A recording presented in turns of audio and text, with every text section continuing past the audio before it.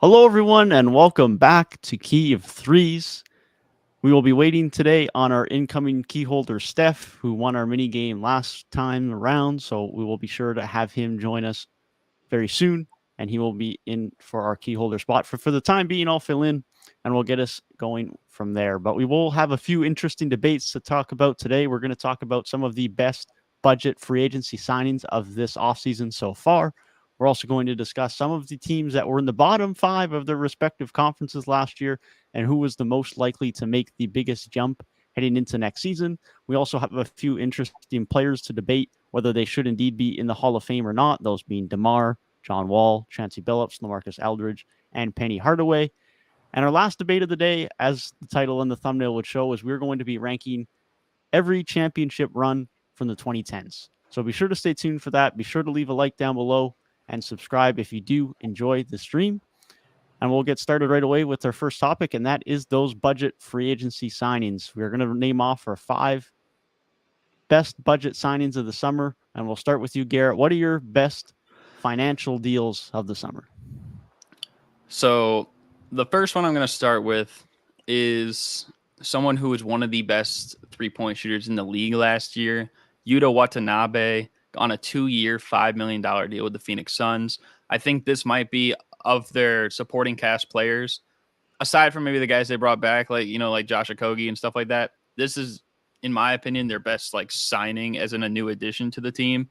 And he's going to help with them a lot, especially in the corner catch and shoot threes. I also like the New Orleans Pelicans re-upping with Herb Jones. I did count that in here because it's 4 years, $54 million. I think he still has a lot of potential. He's one of the best defensive wings in the league. And if his 3-point shot continues to develop more and more over the years, he's going to be a really scary player as well for years to come.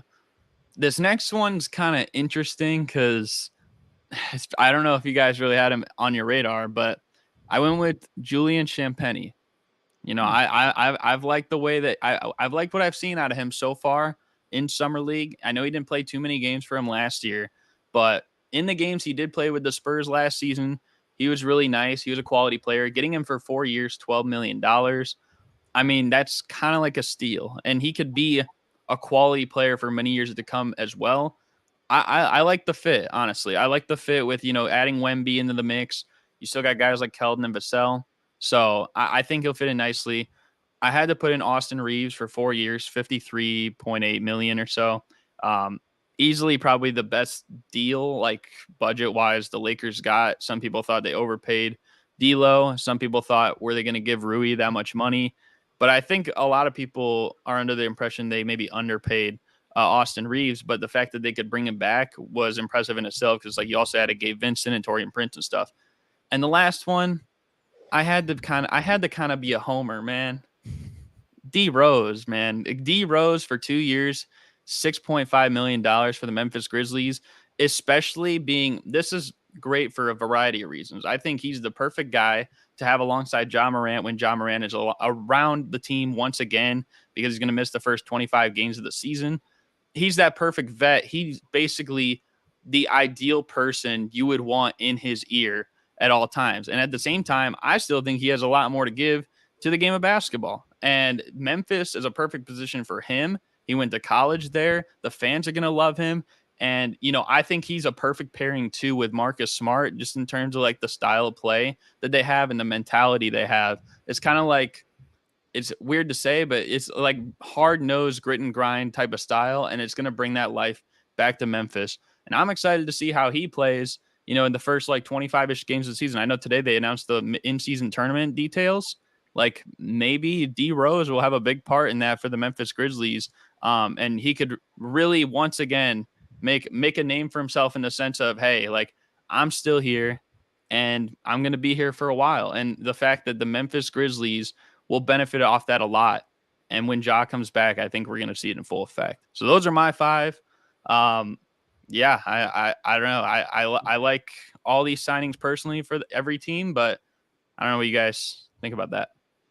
Yeah, so I like your list, Garrett, but I will say I think you're gassing up Derrick Rose just a little bit. I think Here comes the hating Knicks fan once again, bro. I think the only team that was gonna give Derrick Rose more than $6 million was the Shanghai Sharks, buddy.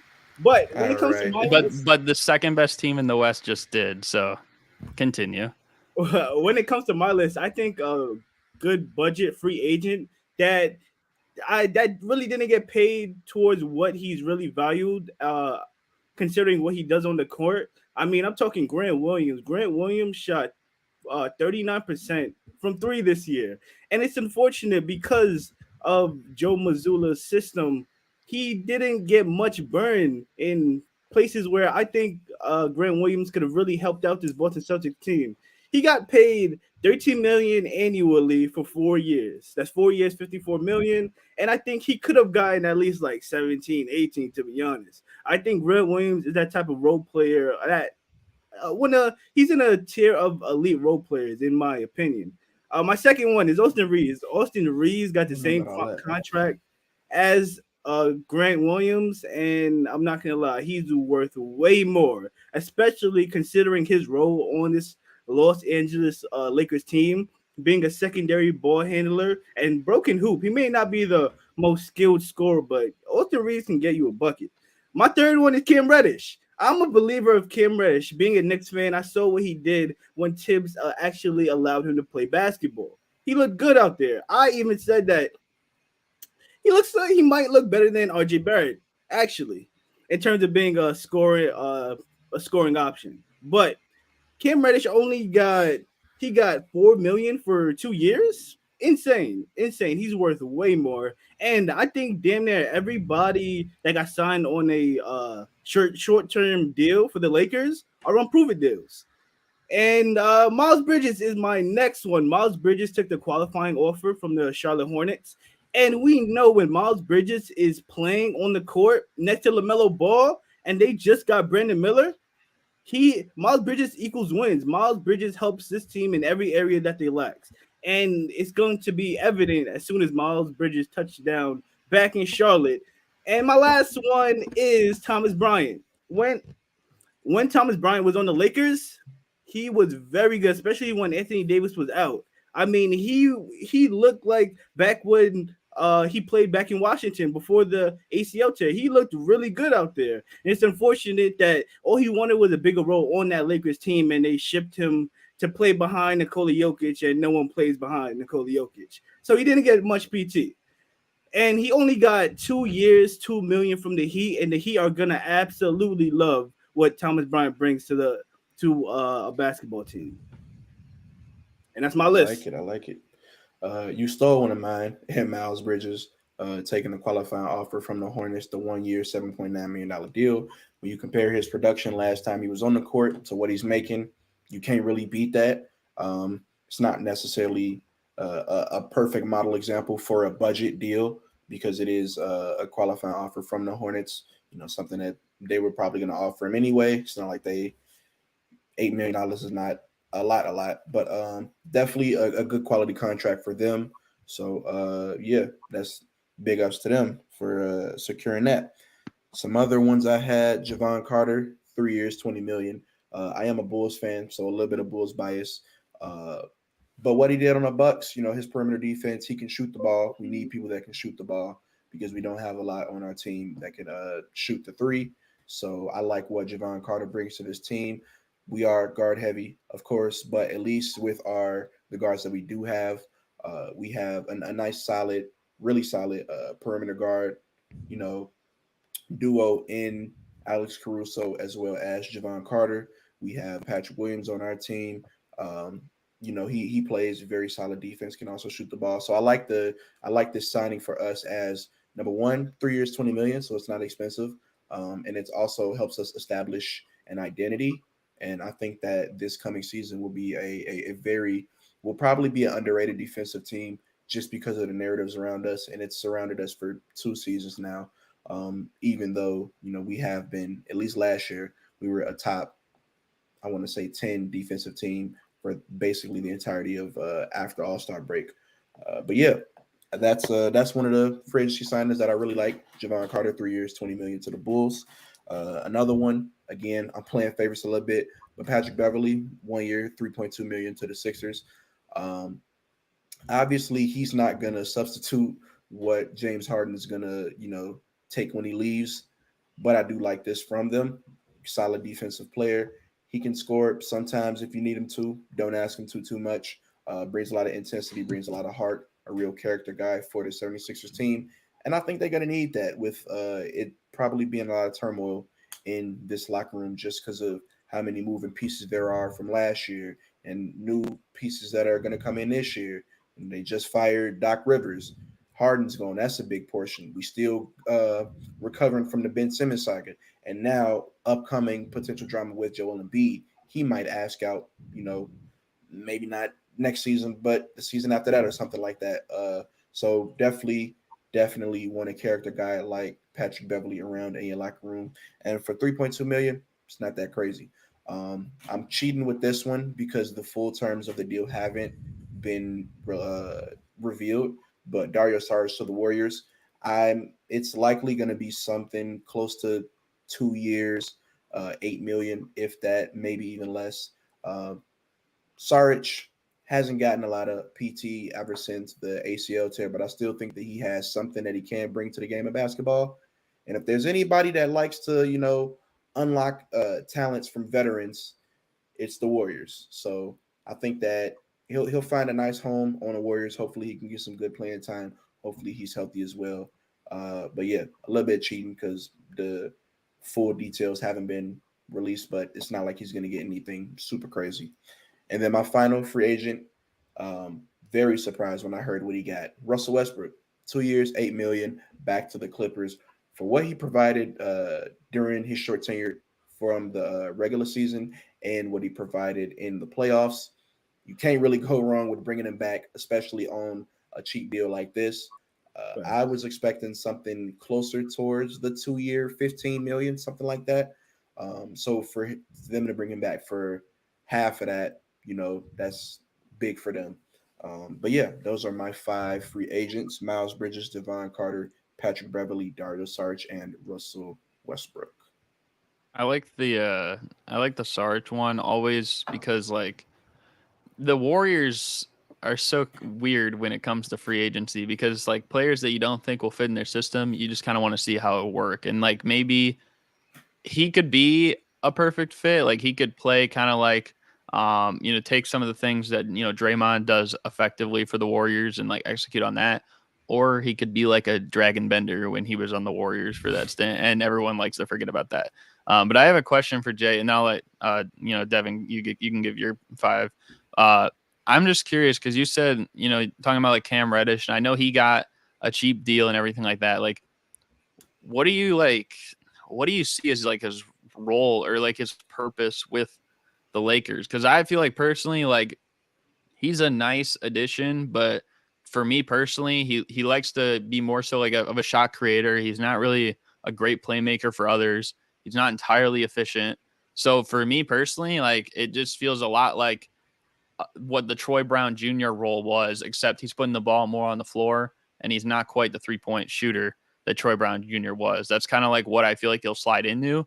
And I feel like it's just hard for him to find his footing. I feel like he's still been trying to find his footing for like 4 or 5 years in the NBA now. So like, how does he fit in? And like, how is he going to make himself one of the best budget free agents of 2023?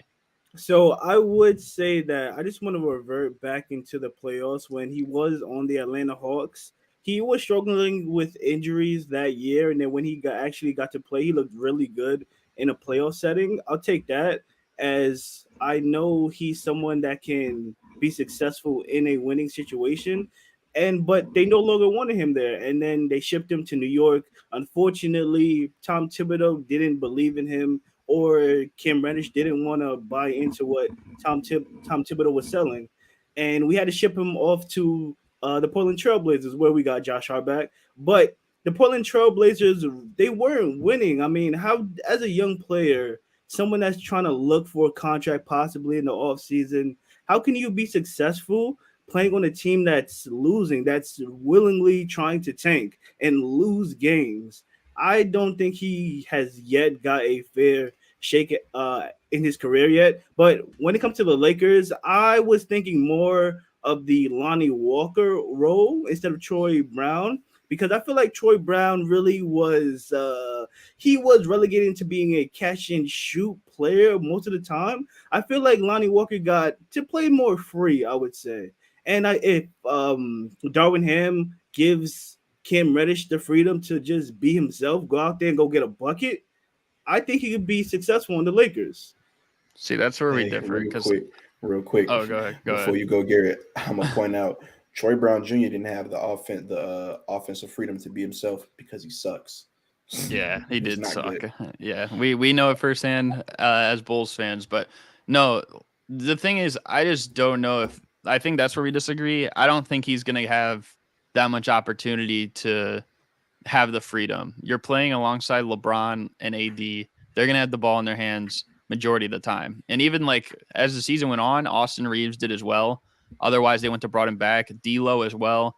They just brought Gabe Vincent in as another point guard. So how much is he going to be able to like create his own shot is basically what I'm getting at. I feel like if anything, he'd be used as a catch and shoot guy. And it's up to this point, like he hasn't been shown to be an effective, catch and shoot player as like his first priority, I should say. Maybe he could, but like teams just haven't used him like that. And I don't know if he's going to buy into that either. I think it kind of goes both ways. That's where I don't know if it's going to be like a great, like, don't get me wrong, it's still a cheap deal, so it's not a terrible signing by any means, but I don't think he's going to have the contribution as a lot of maybe the other, like even a Gabe Vincent would, or probably even a Taurean Prince would on the Lakers that they just added. So, no, I mean that's fair. I just want to add that I think this is the first time that he's on a team that wants him, and they're actually looking to win too. So I think we're going to see something a bit different from Cam Reddish this year. Sure. Yeah, that's possible. I think the problem that I have with him with the Lakers is that they're in a win now situation, and if he starts to stink it up at the start of the season, he's just going to get cut out of the rotation. He's not going to have any room to have any more growing pains. I mean, let's face it, he's in year 5 at this point, and whether you think there's upside still at Cam Reddish or not, eventually he's got to start showing something, or teams just aren't going to give him run. So I don't mind it from this point, like you say, that it is a winning environment, it is a winning culture, it is a team that's going to have success next year. But because of that, it couldn't end up being to his detriment if he has a rough start to the season. As long as he looks competent throughout the first 15 to 20 games, he might be okay, and he might be able to carve out a role. But if those first 15 to 20 games, he struggles to find a role, he doesn't play that great, it might just be a season on the bench for him, because the Lakers aren't going to play a dude who's trying to find his feet just to try and develop him. That's not what they're about this year. I mean, that's fair. I just want to add like one more thing. I feel like a guy like D'Angelo Russell and Austin Reeves, those are great players, but they're a bit inconsistent as well. And I think in nights where they can't find their shot, I think that's where a Cam Reddish shows up to fill their shoes. I'm not saying Cam Reddish is going to be a go-to guy off their bench. He's gonna have his nights, his off nights. He look at the contract he got. But I do think we're just gonna see a more impactful Cam Reddish, I would say.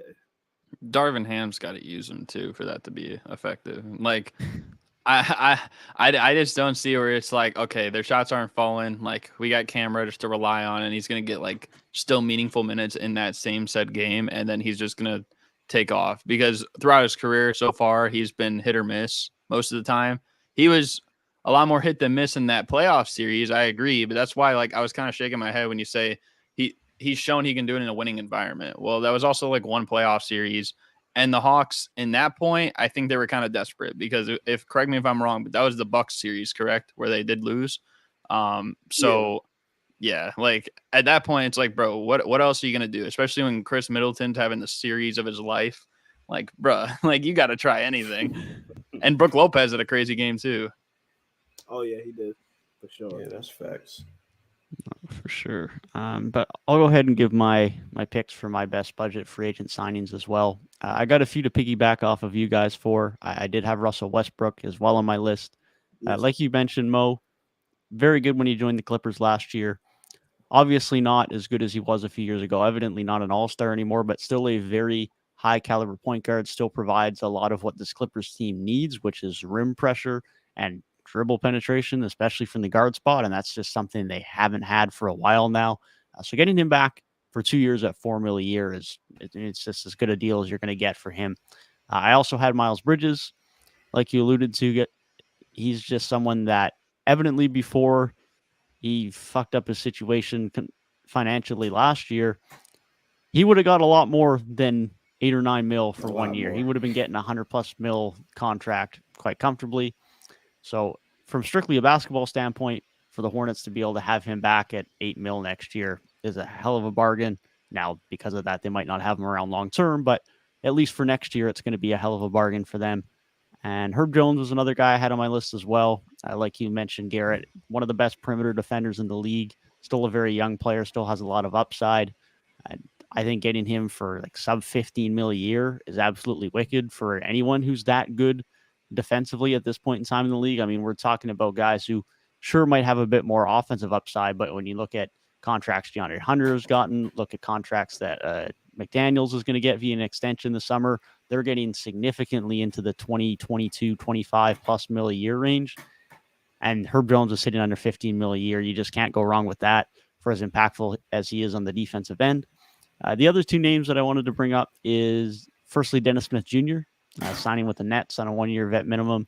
I think he really proved himself last year in Charlotte to, although not be the potential bona fide star that he was showing upside to be earlier in his career, he's shown that he can still be a very valuable rotational piece, can get to the rim well at a pretty good rate still, even though he's been bouncing around the last few years, and defensively has improved a lot. Has been a really good defensive guard last year for the Hornets, and I think can continue to do that for the Nets. And considering the fact that outside of Dinwiddie, they don't really have much at that spot, and Dinwiddie in of himself has some problems at times, I think that was a nice signing for them to have off their bench. And the other guy I wanted to mention was a different wing on the Lakers, and that's Taurean Prince. I was firstly surprised that the Timberwolves let him go, and I then fully expected him to get a mid-level exception deal somewhere. To get him in at 4.5 mil next year, I think is a very good deal for the Lakers. There's always a guy like Taurean Prince is a guy that's very coveted for any type of contending team, a guy who can defend relatively well, a guy who can shoot the three quite well, and who has a lot of experience at this point in time. He's someone that you're going to want on your team come postseason time to be a valuable wing for you. Wings are always a commodity in this league. There's a reason why Torrey Craig is moving teams every 6 months. Like, those are the types of dudes that these top tier contending teams are always fighting for. And Taurean Prince, having him join you for only 4.5 mil, I think is as good of a bargain as you're going to get. This dude, Devin, is like literally the magnet of the debate. He put one person that all three of us also put, and then you threw out a couple others. But those are solid picks. I can't really. Nice to summarize. Nice to summarize. No Thomas Bryant love, bro. No Thomas Bryant love. No shot. No shot. This man has only played well when he's played with Russ. Respectfully, he has only played well when he's played with Russ. Hey. And that like 1 month with the Lakers when he literally couldn't miss a shot, and someone gave him secret park cards or something. I don't know what he was on. That boy had his Gatorade boost up. Bro got his takeover. They stole it from someone. I don't know. Yeah, no doubt. That was a crazy bit of basketball from him, but we'll see if he can improve on that this year and play well with the Heat moving into next season. But I think that does bring us to our next topic, and that will be who is going to take the biggest leap from the bottom 5 seeds in each conference from those bottom 5s last year. Just to remind everyone, those bottom 5 seeds from each conference respectively last year include the Indiana Pacers, Dallas Mavericks, Washington Wizards, Utah Jazz, Orlando Magic, Portland Trailblazers, Charlotte Hornets, San Antonio Spurs, Detroit Pistons, and Houston Rockets. So I'll move you up, Jay. I'll let you give your take first. Who do you have as a bottom 5 seed last year that is set to make the biggest jump headed into next season? There is no bottom 5 seed that's going to take the leap that the Dallas Mavericks are going to take this upcoming season.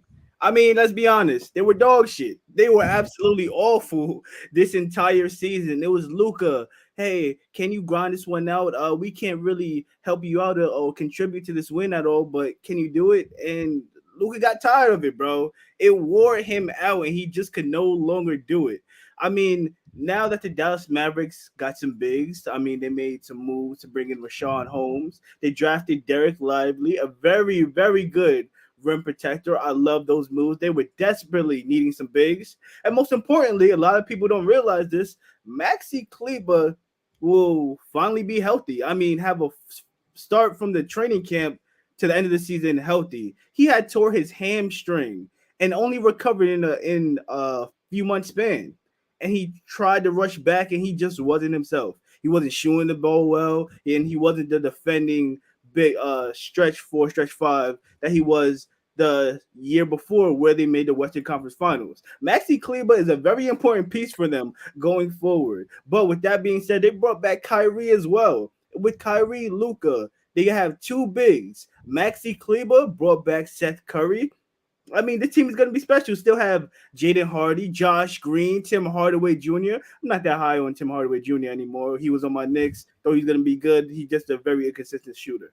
But with that being said, this Dallas Mavericks team has a mix of vets, has a mix of really nice young talent to complement both Luka Doncic and Kyrie Irving. I can't see them being anything less than a top 4 seed, to be honest. Bro, nah. That's a bit okay. crazy. Okay, stop. All right. Stop. Go ahead, Mo. I was gonna challenge you anyway, but I'm glad you said the top 4 seed thing. So I think we can all agree that the bottom 5 placement was like a mixture of bad luck, bad timing, and just severe underperforming as the season went on. And you got to look at the Lakers, who charged from where the Mavericks were to an actual playoff spot. So I'm gonna give the Mavericks, and to a larger point, Luka and Kyrie as a duo, a little bit of leeway. I'm gonna shoot them a little bit of bail and say that was just like a crazy outlier and something that is probably not going to happen next season. I don't foresee them being a bottom 5 seed again. Where I do question you is on the top 4 seed thing. Now, we saw from the West this year that the West was pretty wide open, besides the top two, 3 seeds, and the rest of the West was in a really condensed as to, we don't know if the Lakers could go out of the play-in or they might fall into the play-in. You know, OKC had a chance at making the playoffs, et cetera, et cetera. So from that standpoint, yes, they're going to jump up, but I don't think it's necessarily going to be this monumental leap from, you know, them being what were they, like an 11 seed or something like that, to a top 4 seed. Much less, I don't see them as being a top 3 seed, but that's my own personal thing. With this Mavericks team, I have questions on whether they're really built for the regular season. When playoff time comes, we know what Luka turns into. Kyrie's a all right playoff performer historically. So I have a little bit of faith that they can win like a series, maybe even get further. But this team is just not built for the regular season. You look at all the responsibilities that Luka, you know, takes on the offensive side of the ball. And yes, they are alleviated slightly by Kyrie Irving, but I still think that he has the ball in his hand way too much. In order for this offense to really click, it has to basically go through Luka or Kyrie isolation, because Kyrie isn't the facilitator that a lot of people seem to think he is. He's fine at that, but he's not going to be the one to run your offense, get 8, 9, assists a game, stuff like that.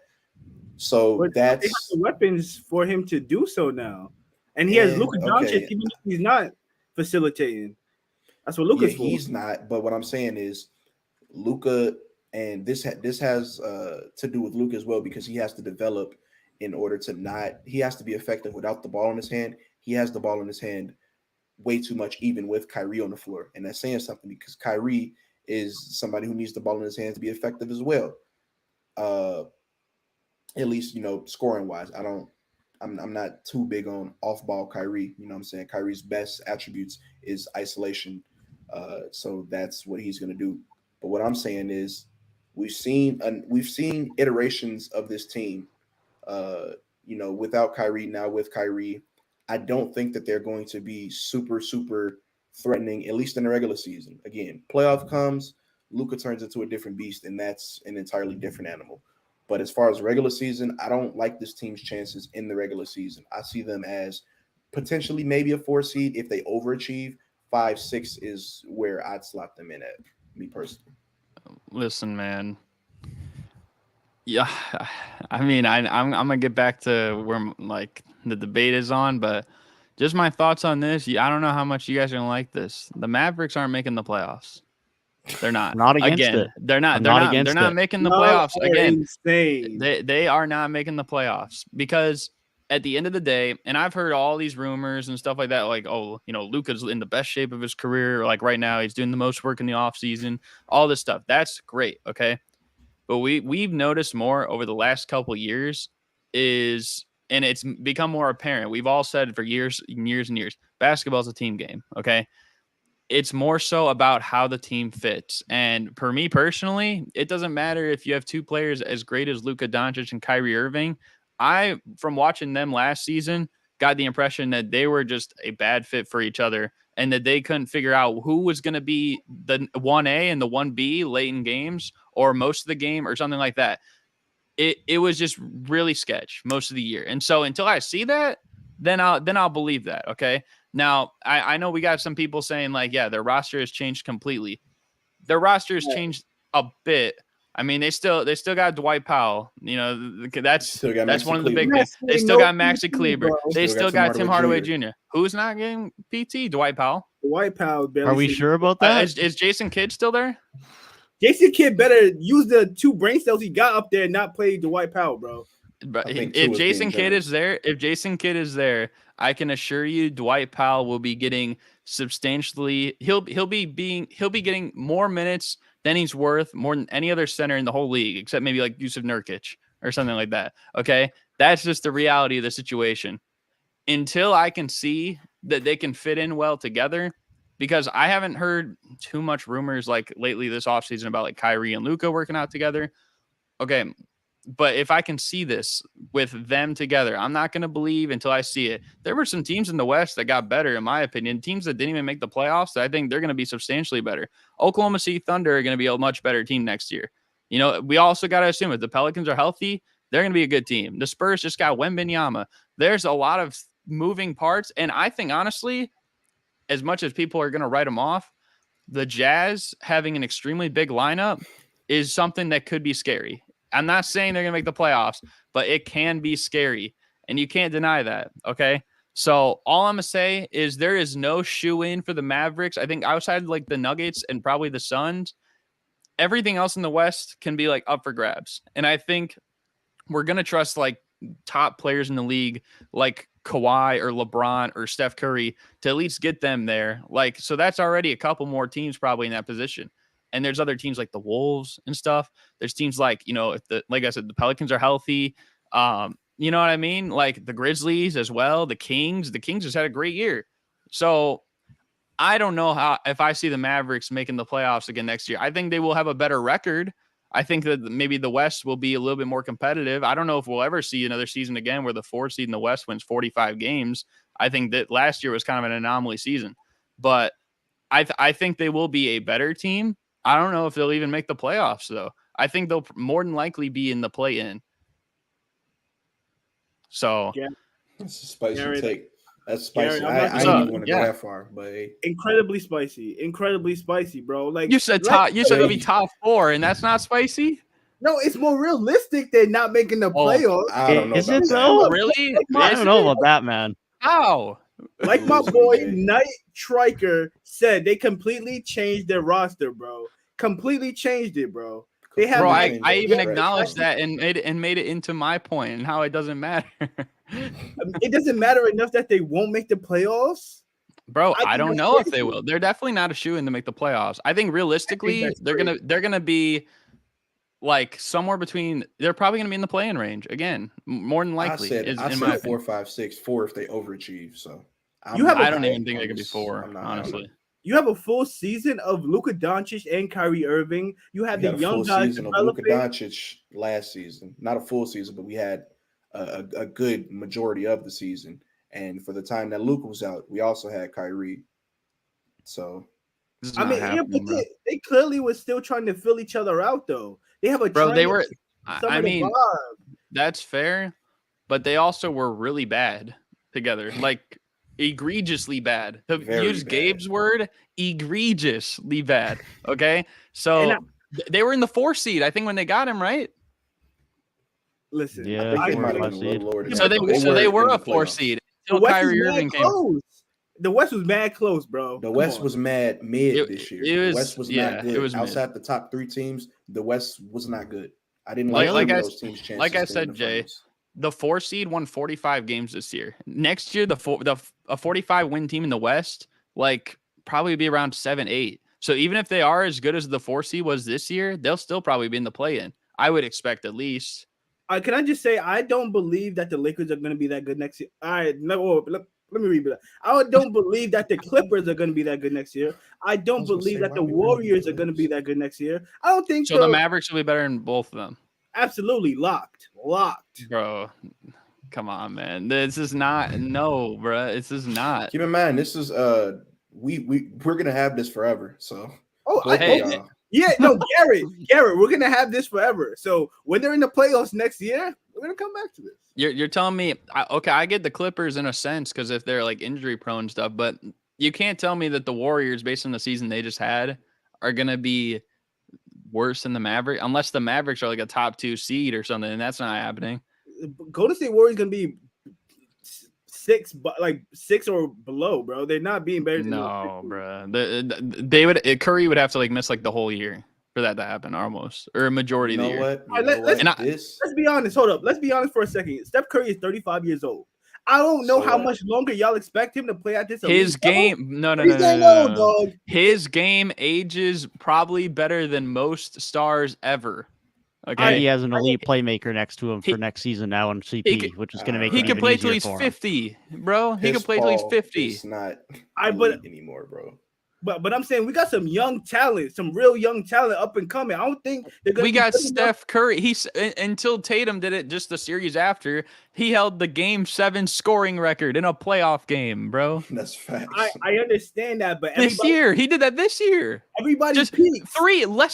Actually, it was 2 months ago. He did that. Jay, 2.5 months and change ago. Jay, what did you just say? What did you just say? You said everybody peaks. I know you're not about to tell me that last year playoff Curry was his peak. That's not what you're about to say, right? I didn't say that. That didn't come out of my mouth. But you said it. But you said No, everybody peaks. dude. You said that right after he just brought up the Game 7 point. I'm not letting you slide with that one. But he Bruh. dropped 50. You That's a record. He dropped 50 in the playoffs. Yeah, but Yeah. you said everybody peaks. And That's that not might have been peak. his peak. That might have Okay. been his peak. Okay. Dude, Can that we might move have on? been Steph Can we Curry's move peak, the on? greatest shooter ever and a top Can we move 3-point on? guard ever. That might have been his peak. Let's be honest. Like, I'll keep it a bug. What are you That talking might about? have been That his might have peak. been his peak. No. Bro. All right, bro. This guy is the first ever unanimous MVP, and you're saying that a one game against the Sacramento Queens was his freaking. That was his peak. I mean, Sacramento Monarchs actually. nobody scored that many points in the playoffs, so it had to be his peak. I'm not saying Jay, Jay is back officially. He is back to his wild takes. that's Like, not come even a on, wild man. take in my opinion, bro. Yes, bro. What? That Yo, is a crazy take. Yeah. Anyways, You're I guess insane, Right, bro. we need I guess- to move along yeah. here. We've Yeah, spent I'll- about 20 I'll- minutes on the Mavs here. But yeah, I'll get us back on track. So the team that's going to make the biggest leap next year, that's a bottom 5 seed. I've said it for a while. I'm going to say it again. It's the Indiana Pacers. And there's maybe one other team that I could see like a standing wise jump taking a bigger leap than them, like from where they started last year to where they will be next year. However, I think in terms of them as a team and like how far they'll get, even like playoff wise, I think the Pacers will take the biggest jump. You think about they're going to have another full season. You know, Ben Mathurin has a season under his belt. You add in another tough-minded player in Jarris Walker. You bring in Bruce Brown, right? Like that's 3 perfect people for what Indiana basketball usually is all about. And you basically got Obi Toppin, it felt like, for free because Chris Duarte didn't fit in too much with what the Pacers had going forward. And only what you all gave up for Chris Duarte, or what you got back for Chris Duarte, you gave up to get Obi Toppin. So it's almost like you didn't really lose much there. I think Rick Carlisle, knows what he's doing as a head coach. I think he got maybe too much hate near the end of the Dallas time, but I mean, I think he knows what he's doing personally. He has experience and stuff like that. and he can push his players to the limit. So I'm excited to see what the Pacers do next year. I think they're probably going to be somewhere. They'll probably be a lower end playoff seed team, probably like somewhere between like 5 through 8, somewhere in there. Realistically, maybe like a 6, 7, something like that, if I had to guess. But I've said before, and I'm gonna stand by it again. I think the Pacers will win a playoff series this year. I think they will. You know, whoever they'll play, I don't know who they're gonna play, but I think it's gonna catch that team off guard, and they're gonna take them for granted, and the Pacers aren't gonna look back. So I love the Bruce Brown signing. It helps change the culture a lot. And I've been high on Jarris Walker, probably higher on Jarris Walker. You know, I made a video making my March Madness predictions, and the name you heard the most, the name that was hyped up the most in that video was Jarris Walker. So I'm high on him. I'm high on the Pacers next year. And I think Halliburton's going to prove again that, you know, he is an all-star caliber player. And if he didn't get injured this past season, they probably could have been a playoff team too. So, you know, this season, I don't expect him to get injured or anything like that. Mathurin will take a jump once again. Andrew Nembhard will too. You know, Miles Turner is going to continue to play well, at least for the time that he's there, until he ultimately is in trade rumors again and probably never gets traded, because that's just how it goes. But overall, I think that they have a really nice team, and yeah, they're going to be fighting with everybody in the East. Interesting. I do agree that the Pacers are going to be a playoff team this year, but I don't have them taking the biggest jump. Who I have taken the biggest jump is the Charlotte Hornets. Now, with the introduction of a Brandon Miller, that is a key piece in their team that is, you know, filled wing depth. I don't foresee them keeping Miles Bridges, you know, in the future. So like this is good to have and to build around, you know, for the future. But as far as next season goes, I definitely believe that the Hornets are a playoff team. You look at how they finished off the season this year. They finished off as one of the top defenses in the league due to, you know, their new acquisitions at the center position. We're going to get a healthy, hopefully we get a healthy LaMelo Ball season for the entirety of the season.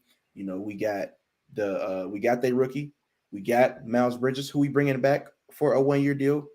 I don't expect him to miss a step, you know, when he might be a little rusty because he did have significant time away from basketball.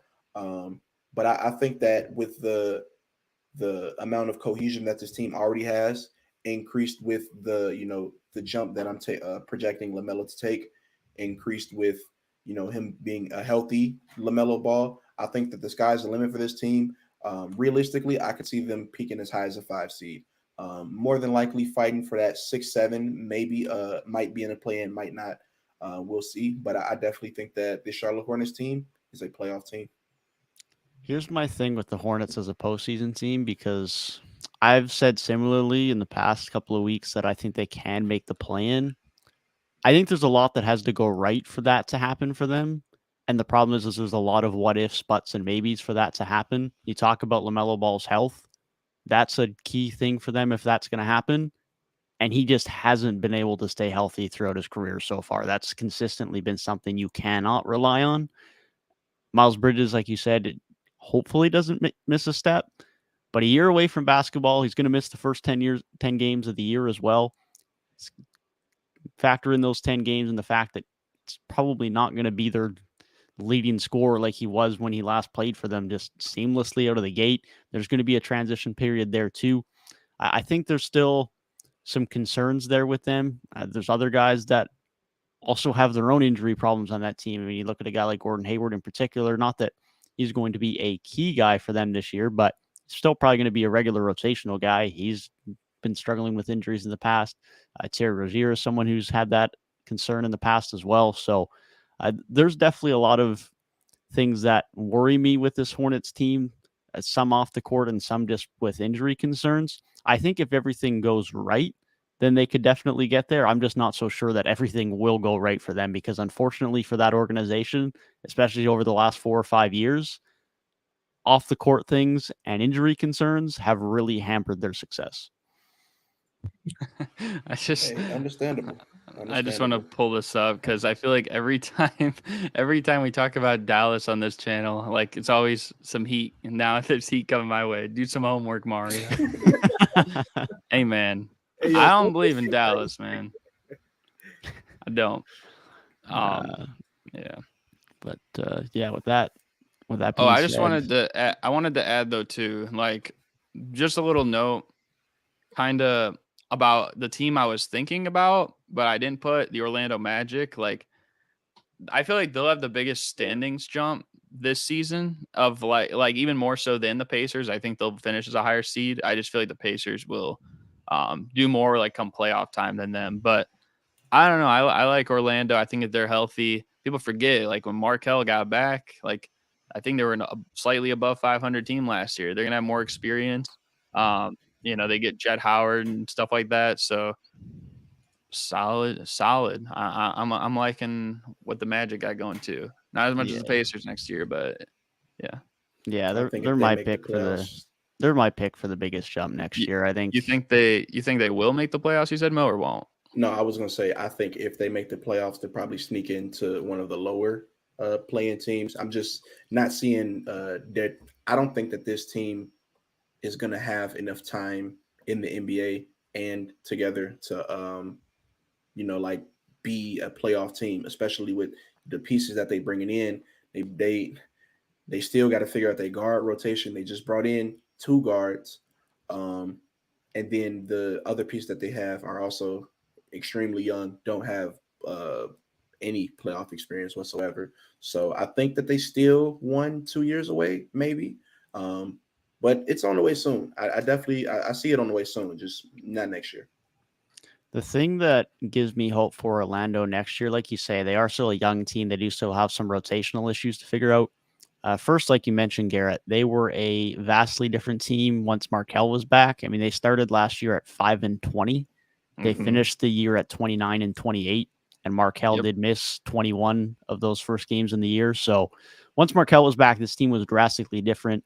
From a playmaking standpoint, he's the only guy who really offers that to anywhere near the level he brings on this roster. I mean, you get a little bit from Franz at times, you get a little bit from Cole Anthony at times, but no one's anywhere near as good of a playmaker as Markelle is. And no one's near as good of a point of attack defender at the point guard spot as he is. And that's not to say they don't have good perimeter defenders, because Suggs is a very good perimeter defender, but he more so plays the 2 for them. They've now added Anthony Black, and he's likely going to be another good perimeter defender. But the biggest thing for Orlando now is I really like what they have going forward defensively for next season. And I think that could be what makes it the most reliable for them heading into the regular season. Is I think even on some off shooting nights, which given the makeup of this roster right now is arguably their biggest weakness, they're going to be able to lie their cap on the defensive end enough to slug out some wins during the regular season between Jalen Suggs, if he stays around, and Markelle Fultz and Anthony Black. You have a lot of really good perimeter defenders. Paulo still has to work on some things defensively, but he at least has the length to be disruptive there. Franz is a solid defender. Wendell Carter Jr. is a solid defender for the center position. Like, there's a lot of really good defenders on this team, and I think that's something that they're going to be able to rely on, even as a young team that might ebb and flow on the offensive end at times. I think they have enough on that end that similar, not obviously in roster construction, but at least to how their team was to Raptors teams years ago when they were just starting to become relevant in the East with Lowry and DeRozan. There was a lot of nights where we just had to slug it out on the defensive end and win some nasty games, holding teams to 95, 100 points back when you could actually do that regularly. And I think Orlando could do that similarly again this year, where they're going to have some off shooting nights. They're going to have nights where maybe Paolo's struggling and or Franz is struggling, and they're not going to have much going on offense. But if they can buy in as a unit defensively, I think that's where they really have the upside this year to take that leap to be potentially a 5 or a 6 seed if all goes well for them. This is why I think my Jazz take earlier wasn't too bad, that they might be scary. Because, like, bro, the Magic, if you think about it, the Magic and the Jazz are kind of similar in the sense where it's like, it's just more so like the Magic kind of have it fleshed out throughout their whole lineup. Like, they're going to have a really big lineup next year, like with Markelle Fultz and Anthony Black and stuff like that. If Isaac's ever healthy, you know what I mean? You already got like, Paolo and, like they just have like a big team. And at the same time, it's like, bro, Utah's kind of doing that in the West, more so with their front court players. But also, like, there's some other guys like, Chris Dunn and stuff like that, Ochai Agbaji. So, like, I don't know. I feel like that was kind of fair game a little bit. No, Yeah, for sure. No, well, I pretty much agree with all you guys about the Orlando Magic. I'm not gonna lie. I just want to say, Orlando Magic, why did y'all waive Bobo when y'all still have Jonathan Isaac on the roster? That does not make any sense. Well, why Someone- would they waive him Boy though?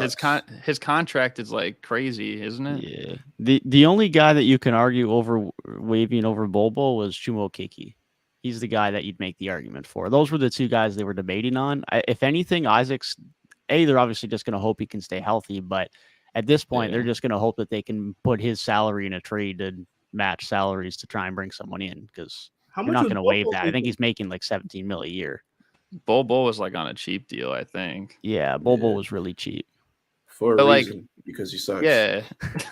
Yeah, like, bro, if they waived Jonathan Isaac, they probably would have to like waive and like they'd have to stretch that contract out to like 2030, more than likely. So, like, I don't know if that's ideal, because by that time they'll probably already be like at least 4 years into like being an elite playoff team. Maybe if they're a playoff team this year, like, bro, that's just gonna ruin everything. But I don't know. I think Jonathan Isaac might be. We should have talked about this when we had the worst contracts in the league. I don't know. Did anyone pick Jonathan Isaac when we did that or no? That would have been a good one. No, well, because I he don't doesn't think have enough much of us, term left, like, does knew he? what his contract He's was. like- It's still 2 years, but I mean, like, at least, like, I mean, didn't Ben Simmons even play more games than him this year? Like, Yeah, he would have, because Isaac played like Yikes. 2 or 3.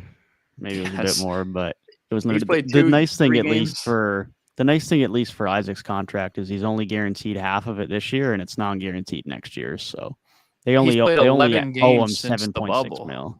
Oh my or Yeah. 11 or like That's I think so 11 crazy. games since the start of 2020, like the first week of 2020. He's It's been literally 3.5 scamming. years. He's literally scamming, bro. Yeah, no. Facts. If he was I'm fully trying to get a job like guaranteed, that. if he was fully guaranteed the next 2 years, then it would look rough. But yeah, he's only guaranteed 7.6 mil over the next 2 years. So That's He might be That's gone still an pretty soon. overpay. That's still an it's definitely overpay still an for a overpay. water boy, a cheerleader, and whatever. They should, like, bro, come That's on. pretty crazy. Wow, bro. I mean, it's true. What else does he do on the team? Moral support? Shit, I don't know. Oh, while we're Sir, on the 7, Orlando- I could give you Probably moral preaches his support, and you political could only views. pay me $1 million. I'll give you moral support for $1 million, man. While we're on the Orlando Magic, I just want to say shout out to Anthony Black. You had a phenomenal debut as an Orlando Magic, but clean up them 7 turnovers, baby. Oh my God, here we Why go you with the being 7 such a turnovers hater, again. bro. Get a man his props without hating, man. Bro, he's better than Jalen Suggs, bro. That's great. All right, but I think that'll be enough for our teams that we think will take the biggest jumps as we head into next season.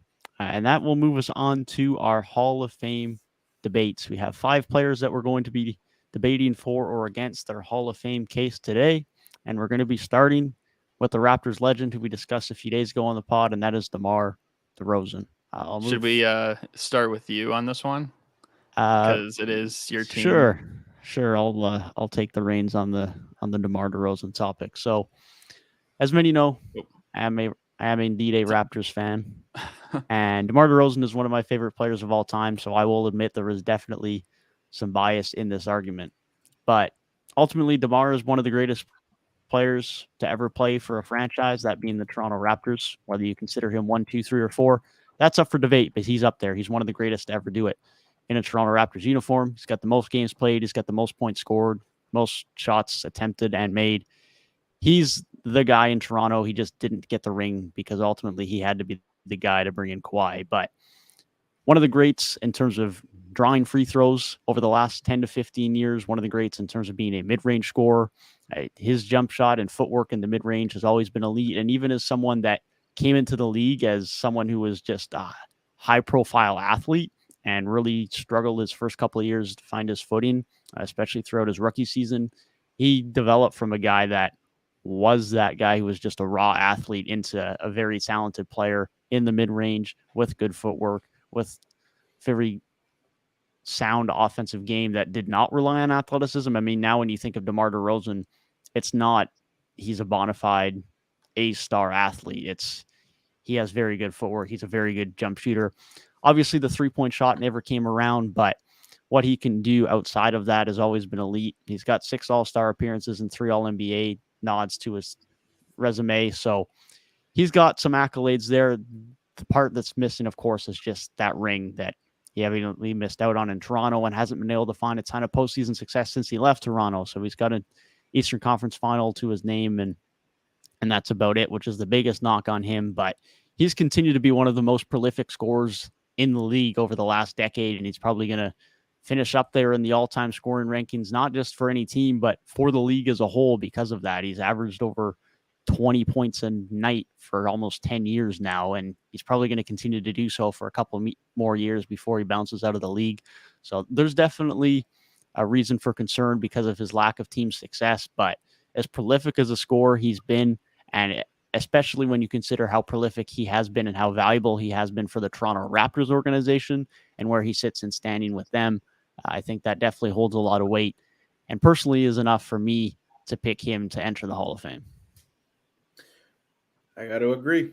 I think oftentimes when we're talking about who should not be in the Hall of Fame, we like to laser focus in on, awards and winning. And does this person have a championship?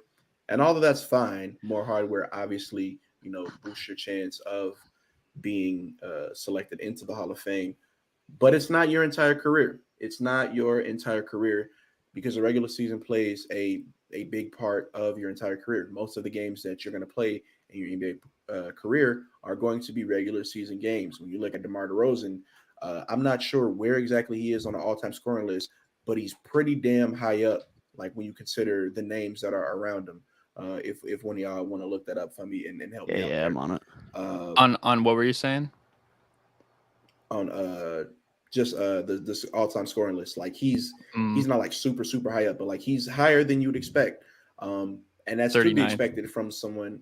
Yeah, 39th. And that's pretty damn good considering he still got 2 years of performing at the level that he is, and then who knows what he'll do after that. I do see a regression coming soon, but it ain't hit yet. So if it ain't hit yet, we ain't got to think about it really. But back to what I was saying, a perennial to his standards, a perennial all-star, high level all-NBA performer when he has, performed to an all-NBA level. And again, I'm biased. I'm a Bulls fan. He just meant a lot to us these past 2 seasons from a standpoint of getting us back to like enjoying our team again. So I'm kind of with the Raptors boys on this. You know what I'm saying? He in terms of what he means for different franchises. And obviously, I don't want to overstate what he means to the Bulls franchise, but like we haven't had any success after Michael Jordan. The closest we got to was the Derrick Rose years. And after that, it's been pretty fucking barren. So you look at what DeMar DeRozan brought, even though it was just for that one season, and then we fell off towards the end. And then last season was disappointing. I still, it still matters to me, the type of regular season performer that DeRozan has been throughout his career. You look at him, he for a while, this Bulls team was a 1 seed. And previously we'd seen DeMar DeRozan lead that Raptors team to 1 seed in the Eastern Conference Finals. Obviously, things didn't pan out in terms of winning a championship. But that's not all that basketball is about. And in terms of actual hardware, he is an Olympic gold medalist, and that does count for something. So, yes, DeMar DeRozan is a Hall of Famer. Yeah. I mean, I also agree. I think that DeMar DeRozan is a Hall of Famer. I'm kind of upset, Mo. You kind of took my point that I was going to make. Sorry, but man.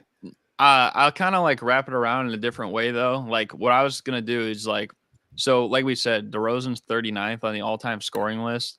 And the people above him that aren't in the Hall of Fame right now, like whether they're current players or retired, that consists of LeBron, Dirk, Carmelo, Durant, Vince Carter, James Harden, Westbrook, D Wade, Chris Paul, Steph Curry. All those guys are going to make the Hall of Fame. All those guys should be first ballot Hall of Famers too. And think about this. DeMar DeRozan is 39th with 21,685 points. In just the last 3 years, he scored 5,250. Okay. I think he'll probably play maybe another still 5-6 years. Let's say he scores just as much as that, because you also got to factor in, like, the thing about DeRozan is he's been one of the more durable players of the last generation. Like, I mean, I think since 2010, I believe, correct me if I'm wrong, but I think I saw a graphic that he has the third most points since in the last 10 years, behind only Harden and LeBron or something like that. It's like he's somewhere near there, because I know like Durant had injuries and stuff like that, and but that's already impressive in itself. But if he had another 5,000 something points, he'd probably be around 14th or 15th all time in scoring. And everyone else in the top 15 in scoring, like aside from maybe like Elvin Hayes and like Melo, they're all like historically labeled like top 20 players of all time, like by most people. So, and even Elvin Hayes and Melo are going to be first ballot Hall of Famers. Elvin Hayes is already. So like that alone, like, bro, he should get in. Now you also factor in, he's a 6-time All-Star, 3-time All-NBA. There was a point in time where he was I would argue, at least for, the season, he was the best player on the best record in the Eastern Conference, as a 1 seed. That helps your case a lot too, in my opinion. So all that being said, and especially like just the consistency that he's had, I mean, ever since like probably his second year in the league, he's been like a really good player. He's been like an all-star caliber player the last 10 years. You can't mention like all-star conversations without even talking about like if DeMar DeRozan is a possibility and being in the discussion ever since 10 years ago today or something like that. So that alone, not a lot of players have that much longevity too. And I don't see him slowing down next year. I really don't see him slowing down at least the next year. Now, further on from that, it'll probably be harder, but I don't know. I think I think he will make it. But yeah, let me and Night Triker. No, I was not saying Carmelo is a top 20 player of all time. I was saying in terms of the all-time scoring, he's currently 9th, but like in that range of people, he probably isn't top 20, is what I would say. So over to Jay. Well, I'm not gonna lie, y'all took all the good points. I was gonna bring up the fact that DeMar DeRozan's longevity is impressive, and when we're talking about a Hall of Famer, like some of you guys said, we look at awards, we look at winning, and we look at longevity. DeMar DeRozan in his 14-year career never played more. DeMar DeRozan in his 14-year career never played less than 61 games. I mean, he has 10 straight 20-point scoring seasons. Not a lot of guys could say that they came into the league and averaged 20 points for 10 years straight. That sounds like a Hall of Famer to me, bro. He's been to the Eastern Conference Finals. He's led the Toronto Raptors to multiple number 1 seeds in the Eastern Conference, bro. And the only reason he didn't make it to an NBA Finals is because he ran into LeBron every time, bro. If you go back and look at that 2018 Toronto Raptors team, that team was loaded. They had a squad over there. But unfortunately, they couldn't get over that LeBron toe hump. But I do have DeMar DeRozan as being a Hall of Famer.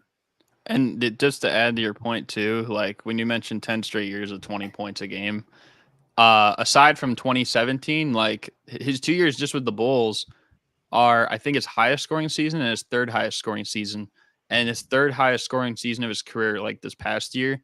Like even later in the year, like it mostly kind of slowed down just because Zach LaVine was starting to play really well. Like, you know what I mean? So like that could even be like higher. So I don't think that's more so just a thing of like, oh, like DeMar, it could have even been better, but he just wasn't that good. It's like, I think it more so wasn't even to what the team needed. So when you think about it like that, like I don't think he'll slow down anytime soon. I feel like he'll probably be a guy when he retires, he's still going to be a pretty good player. Like he'll probably still be giving you at the very least, even if he shows like serious regression, probably like 11, 12 points a game as like a role player on a team or something like that.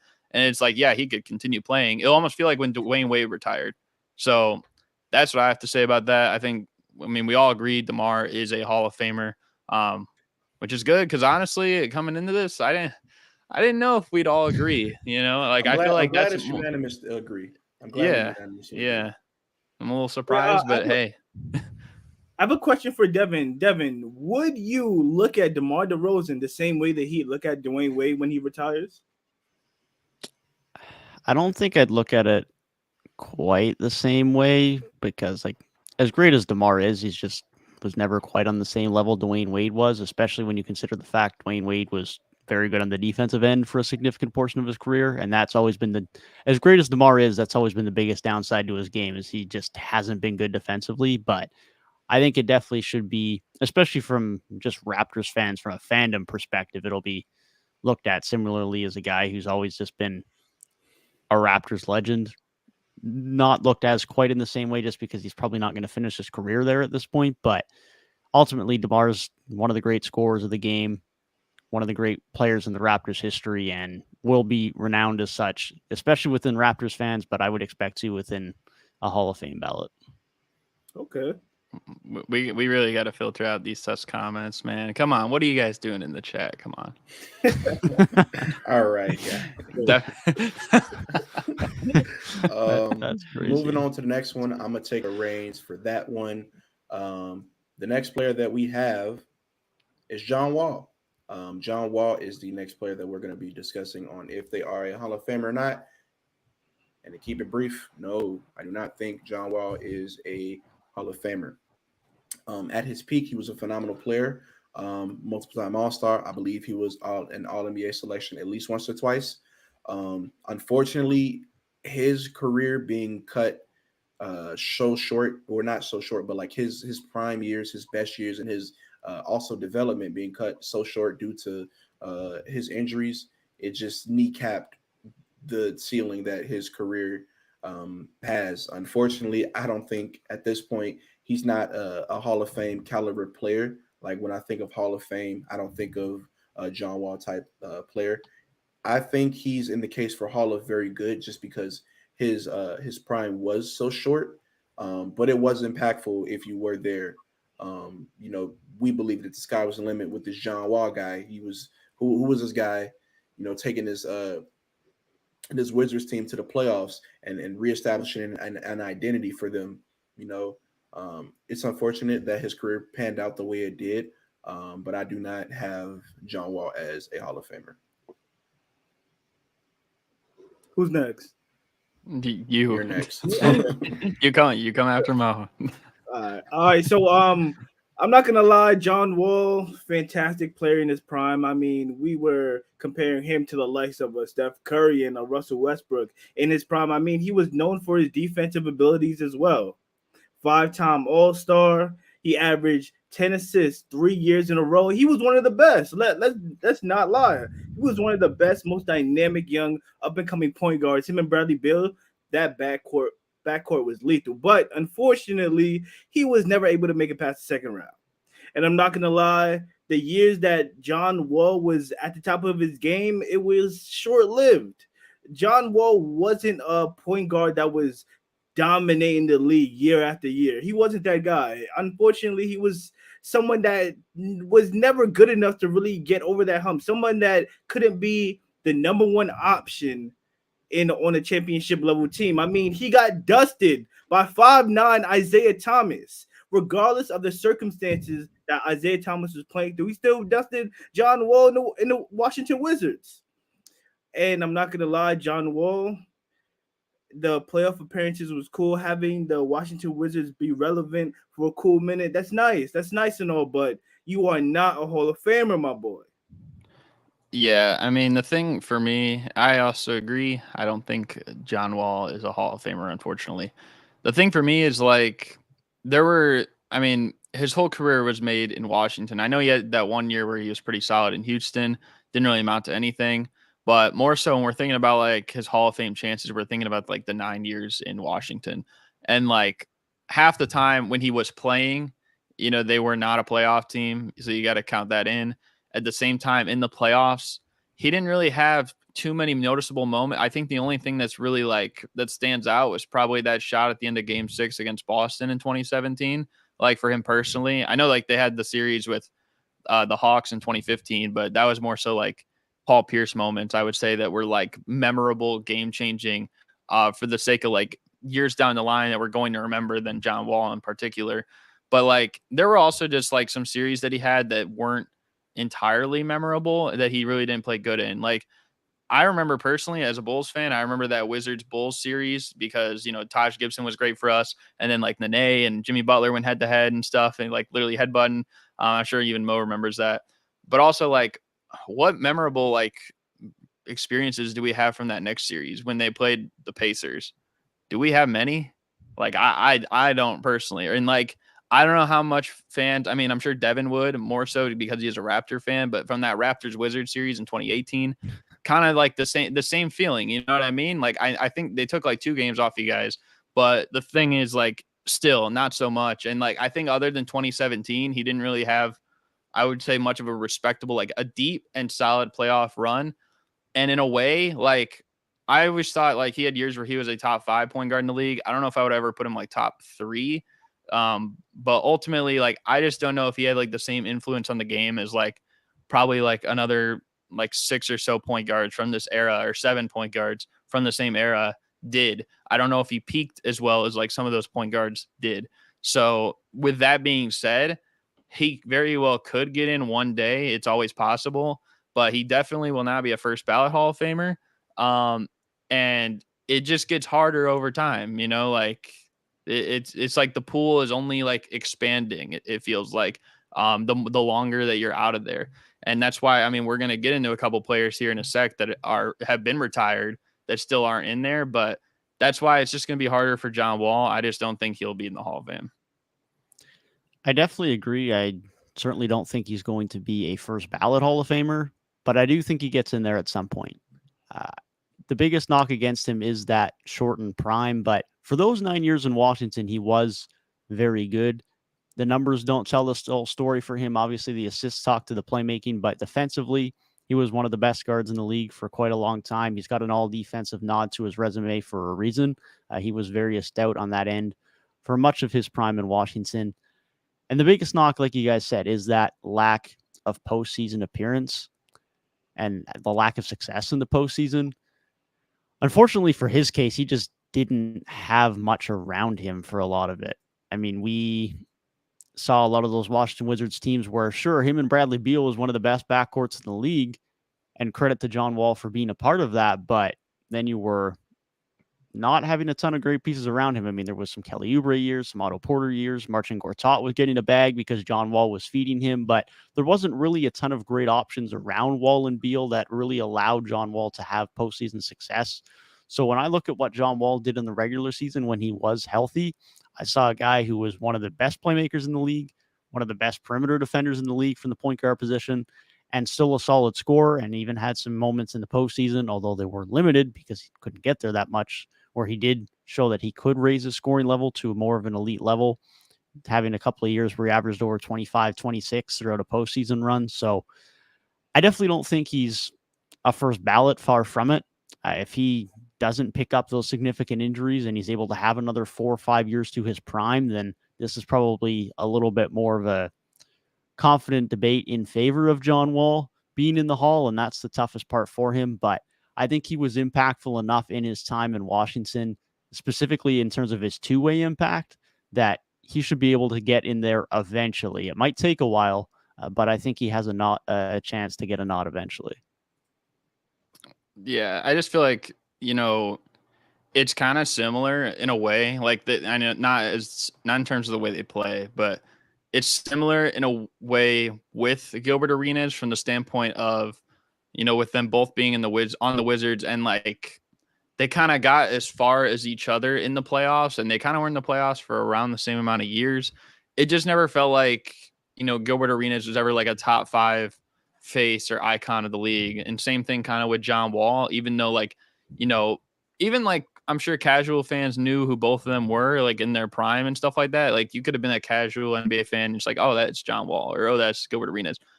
But I just don't know if it's like they changed the like NBA or the league in that same way.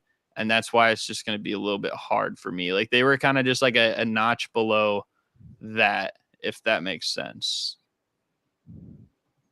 No, for sure. They definitely were a bit below that tier, which is definitely fair. But I mean, I just consider his two-way impact for as many years as he had in Washington. I think there's very few guards that they might not have had the notoriety that some other guys did, but there's very few that have had that level of two-way impact that Wall had, and I think that's what I consider that pushes him over the edge for me. It's fair. I mean, I get that, but it was just so short lived. Like we don't want to consider his rookie season like an elite season because he was a rookie and although he had a great rookie season, he was still figuring out his way in the league. By the time he got to being as consistent as he was during the regular season and at his peak during the regular season, I don't think we saw enough of it for us to like justify putting him in the Hall of Fame anytime soon. Granted, like down the line, maybe we could revisit it, but I just, at least for the foreseeable future, the day John Wall retires, I don't see him, reaching the Hall of Fame, which sucks because I definitely think that John Wall, if he had reached, 75% of his full potential, would have been a Hall of Fame type player. The amount of stuff that he was able to do, with the ball in his hand in such a short amount of time, like he was great. He was great, but it's just very unfortunate, and one of the reasons why I fucking hate injuries, as everybody does. Yeah, I feel like after his Achilles, before his Achilles, he definitely was on pace to be a Hall of Fame point guard, but obviously that has set him back. And me personally, I just don't think he has the winning resume to really catapult himself into being a Hall of Famer, to be honest. And Yeah. correct me if I'm wrong. Didn't John Wall suffer like back-to-back catastrophic injuries? I think he had a setback in his rehab, I believe. Yeah, Yeah, didn't he like slip in his house or Yeah, something? he slipped in his house, Yeah, and, he and slept that in his kept him out house, for. yeah. That's got to be think like it the was- worst way to get an injury like that. I think he yeah. was out for like a Sucks, dude. stretch of like 3 calendar years, like not entirely, but like he was out for a portion of a year, then the entire year, and then a portion of another year. So Yeah. that's a lot for you to be taken away in the middle of your athletic prime and figuring out the game as an NBA player. And now he's going to be out next year just because he's not good enough. Hey, it's unfortunate. That's just, I mean, that's the way that's the just game reality. go. Yeah. That's the way the game go. That's due to be the way it goes. And unfortunately for John Wall, he got the butt end of some of the injury luck. But that does move us on to who is next on the agenda. That is Chancey Billups. And we got our boy Garrett who wants to make his case for against Chancey off rip. So let's hear it from Garrett. His name is Chauncey, bro, not Chancey. Chancey, Chancey's a Chauncey. Pokemon. It's that My Canadian apologies. accent, bro. It do be the Canadian accent. I be forgetting you Canadian, bro. My bad. For me personally, I mean, Chauncey Billups was done playing in 2014, so he should have been Hall of Fame eligible for like almost the last 5 years from now. Actually, I think he was really close to making it again this year, and he's still not going to. Unfortunately, I think he definitely gets in. When you think about like finals MVPs in NBA history, there's not a lot of them that you would sit there and say like, oh, he's not going to make the Hall of Fame. Like as much as I like Andre Iguodala, and he does have 4 championships too. I don't know if he'll make the Hall of Fame. I don't know if Cornbread Maxwell will ever make it. But outside of that, like everyone else, I believe has made like multiple All-Star teams at some point. And this guy also was a multiple All-NBA level guy. He was an all-defensive level guy. And he was a quality point guard for a very long time, probably roughly around the same amount of time that, like Kyle Lowry was today. Only difference was, he was probably the primary factor into them winning at least their final series in 2004. And also, like, people forget just how close he was to winning another one in 2005. Like that's the other thing too. And then later on down his career, there was another year where I want to say it was 2000. I want to say it was 2006. Yeah. When people talk about the second Steve Nash MVP year and they're like, he didn't deserve it. Like LeBron was more deserving. Kobe was more deserving. Dirk had a great year. A lot of people forget that Chauncey Billups that year got 15 first place votes for MVP. Like he was really good that year too. And I feel like he never gets talked about in that discussion, probably because it's just not as popular of a name, but he had just as much of a right to be in consideration for that as well, to get recognition. And with that being considered, and also the fact that when I thought he went to Denver, I thought he was really good. He was their only All-Star the year they made the conference finals. with Carmelo Anthony, which, still is his furthest playoff run. And, now he just recently retired too. Like that happened alongside Chauncey Billups. I feel like he had a lot of great years, and he was always like kind of that staple as a true playmaker and also one of the better defensive point guards in the association. And it sucks how underrated he's kind of become, but I think he's 100% a Hall of Famer. I think he's kind of just got some bad luck because, when you think of him like with recent Hall of Fame inductees, like the year when there was like Kobe and Tim Duncan, it's like, yeah, you're not Kobe, you're not Tim Duncan. And like, I think this past year, it's like, you're not Dwayne Wade, you're not Dirk Nowitzki, but Chauncey Billups is still a really good player. And there will be a day, unfortunately, he wasn't first ballot, but there will definitely be a day where he gets into the Hall of Fame. I feel like personally by now it should have already happened. Probably like, I think it was 2019 was a pretty weak-ish class that I feel like he should have made. But regardless, I feel 100% confident that he will be in the Hall of Fame, and it will be probably within the next couple of years too. Yeah, I'm not gonna lie. I was a bit unfamiliar with Chauncey Billups' game. Yeah, I know who Chauncey Billups is, but I had to do some research. So I went looking up Chauncey Billups. Bro, this guy is a winner. I mean, once he really got comfortable with the Detroit Pistons, they got a legit squad over there.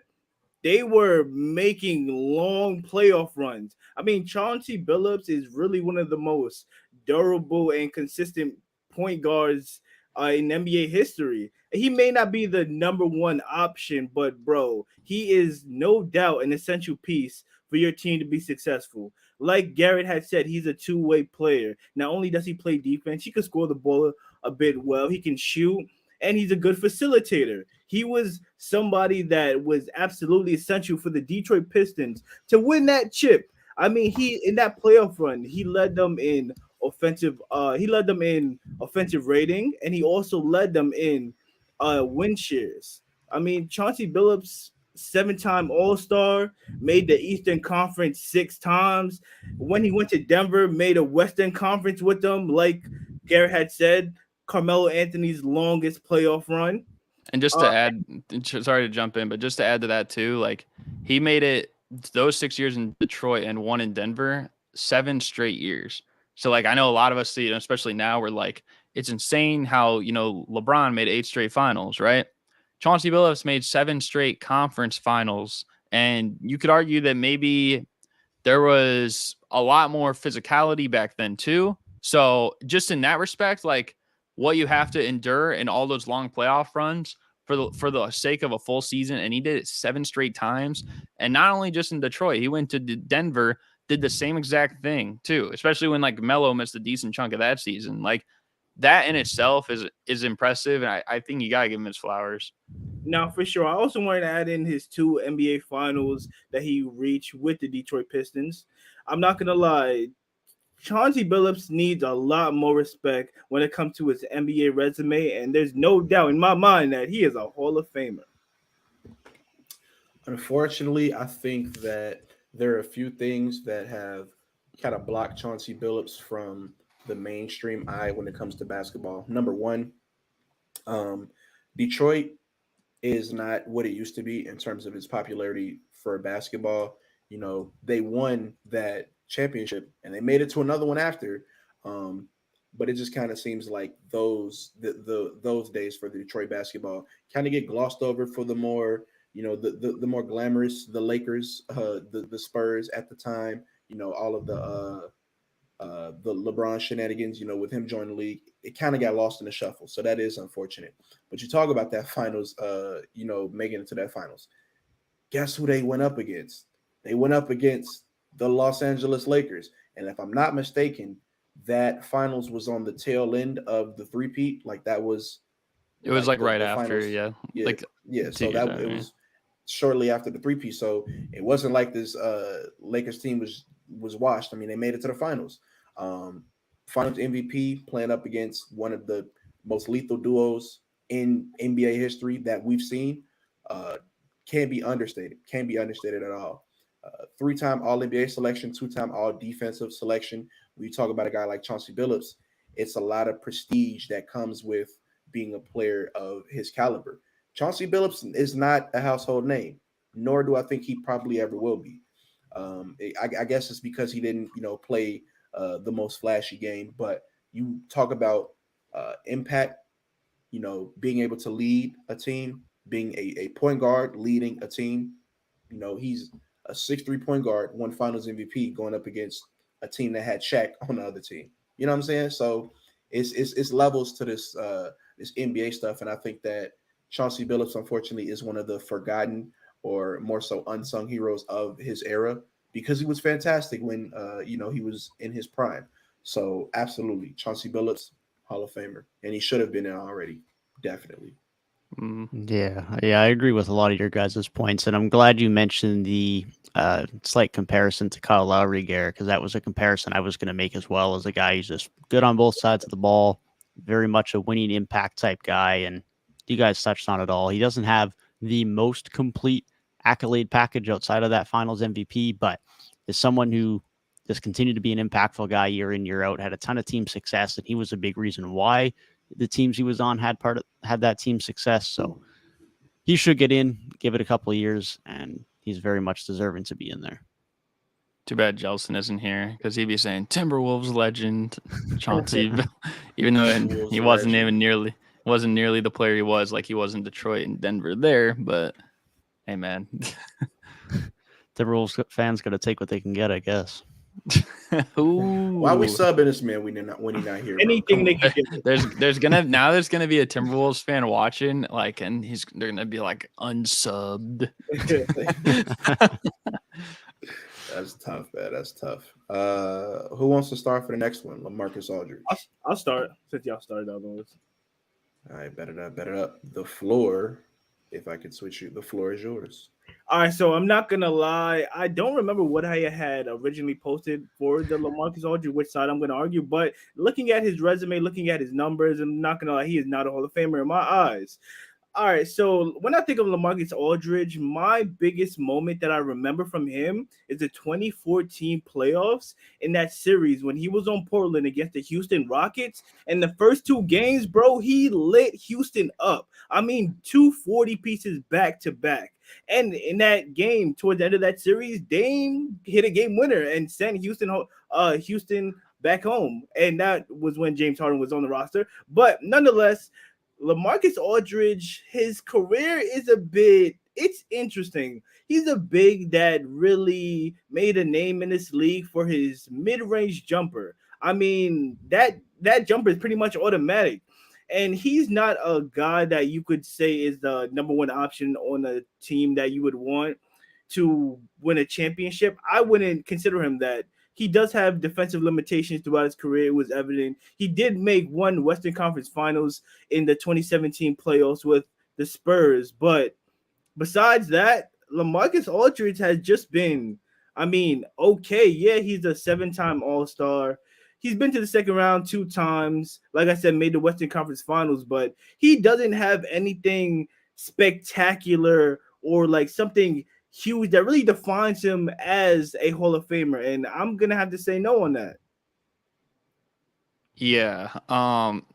So originally, this is probably the toughest one of the 5 we had today for me. And originally, I have on here no, but I think I'm gonna switch it to yes.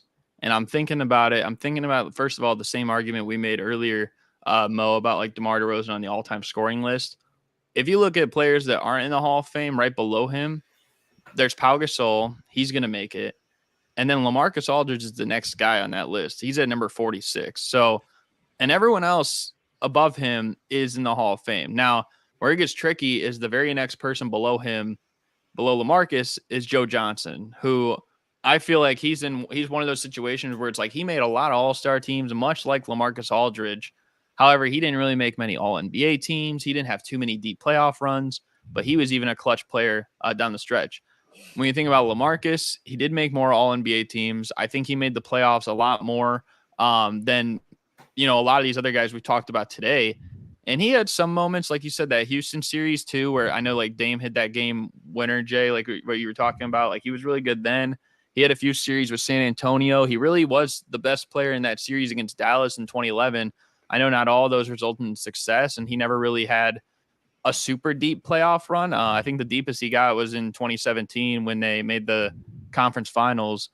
But at the same time, too, it's unfortunate for him because, Kawhi got injured by Zaza in that series. So I don't know how I feel necessarily about that. I mean, like being so high on the all-time scoring list, he was very consistent. Yeah, he wasn't like one of those guys that, like I kind of said about John Wall, like maybe like stood out to you as like he changed the league type of player. But not every one of those players is in the Hall of Fame. But the difference with LaMarcus Aldridge is I think he was like the epitome of consistency. He basically for a whole decade, like you almost thought he was like basically always in the playoffs, other than like maybe a year or two. He was always averaging roughly like 20-10 or like 20-9 every single year. I mean, you got to give him credit too. And especially like, I think I give him even a little bit extra credit kind of because of like what he had to deal with early on and the fact that they were still a successful team. And he kind of kept them afloat. Like Portland they could have went into a whole rebuild. If you guys remember, they could have went into a whole rebuild before Damian Lillard even came on the team because they had LaMarcus Aldridge there, but Brandon Roy had all these injuries and Greg Oden had all these injuries, and like they had older guys on the team, like, Travis Outlaw and like whatnot. Like they almost could have started over their entire team before this new era with Dame and like eventually CJ was here and stuff like that, like came into fruition. So because of that, keeping Portland like I would say relevant for longer than it should have been. And then even with the Spurs, he still wasn't that bad. I mean, he made like multiple all-star teams there as well. I gotta give him the nod. I'm gonna say that yes, he will make it. Especially at some point. I don't know. I still don't know if he'll be first ballot, but at some point, I'm pretty confident that LaMarcus Aldridge will hear his name called. It is tricky though because I am looking at this again, like with Joe Johnson, and I'm thinking a lot of the same things. Although I very well could see him in one day, and I know we're not talking about him, but I don't know. I'm gonna say yes. So I'm changing my answer to yes to LaMarcus Aldridge. Joe Johnson should not make that Hall of Fame. Not gonna lie. Sorry. Yeah, no. He's not Hall of Fame type. He's a candidate. No. I wouldn't say he will though, but I wouldn't even go that far. I don't know. Garrett, as unoriginal as this is, I'm gonna have to join you in the fact that I had originally no, and I'm gonna switch it to yes. You look at a guy like LaMarcus Aldridge, very good for a damn near a decade, so a very long time. 10 years is long as hell in the NBA to be a good player, especially an all-star quality level player. And you also look at him, he made an All-NBA team 5 times. I don't know how many 5-time All-NBA, 7-time All-Stars we just rejecting from the Hall of Fame. You know what I'm saying? Unfortunately, it's one of those things where, again, a little bit more playoff success would have seemingly validated his career. Not that it needs to be validated, but a little bit more playoff success would have, boosted his resume up tremendously, exponentially. Yeah. But it's just unfortunate because he doesn't have that playoff success. So as far as I believe he's like completely retired now. Like he retired and then he came back for a few games and then he retired again, right? Yeah. So whenever his eligibility is up, probably not first ballot, maybe not even second ballot, but eventually, 4 or 5 years down the line, maybe 6, I do think that LaMarcus Aldridge ultimately will be a Hall of Famer. Yeah, I'm with you guys. This was probably the toughest decision for a yes or no take tonight, but I'm going to put LaMarcus in the Hall of Fame. And like you talked about, Garrett, in the comparison with DeMar, with where he is in the all-time scoring list, he was just one of those guys that you, like you said, could lock in for 19, 20 points a year for like 10, 12 years. And that's just not something you can say about a lot of guys. He was consistent, like you mentioned, and he was, other than Dirk, probably the next guy up in terms of someone you talk about that just had that great mid-range shot as a big.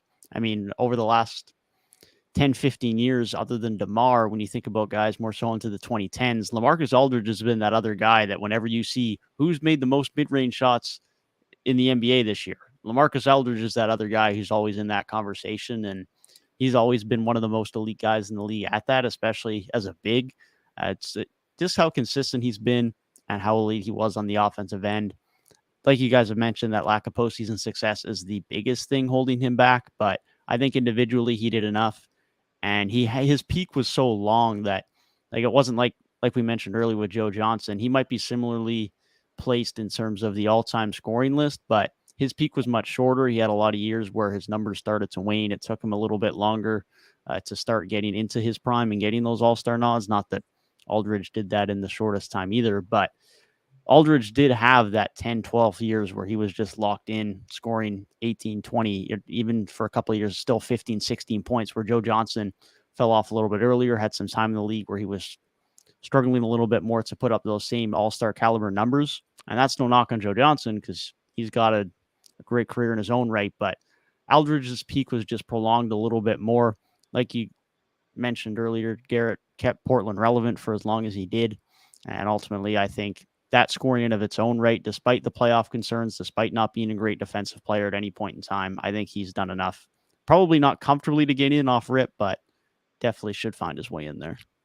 Yeah, I also want to bring up, because I just found out this, I was just checking to find the stats on this. So of all the players that have 20,000 career points and 8,000 career rebounds, all of them are in the Hall of Fame currently, except LeBron, who will get in, Pau Gasol, who I'm confident I will don't know get in. about the LeBron guy. He might not make it in. Antoine Jameson and LaMarcus Aldridge. Antoine Jameson's a little tough, but I think other than that, like the fact that basically 21 of the other 22 guys are in the Hall of Fame, that's tough to go get. That's over like a 95, 96% like of those dudes are in there. So I just want to point that out. I feel like that also boosts his chance a little bit, just being great for so long.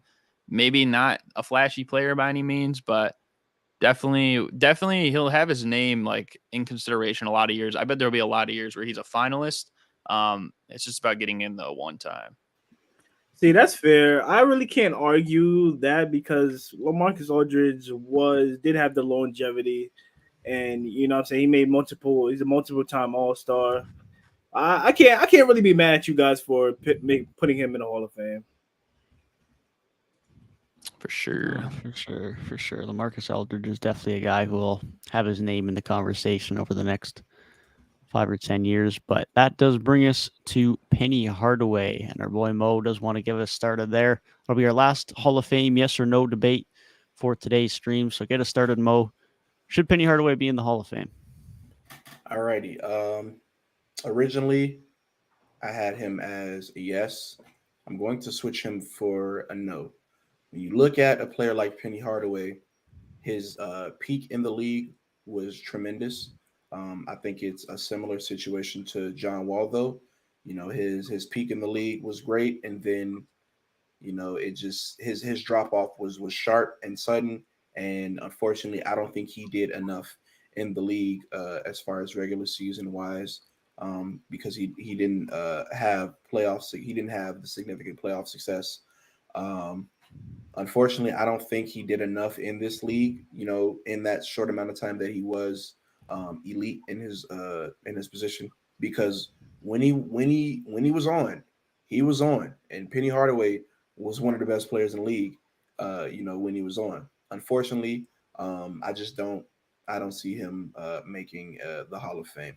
It's just another case of, you know, a quick rise and then almost seemingly even quicker fall off, and that's basically what happened.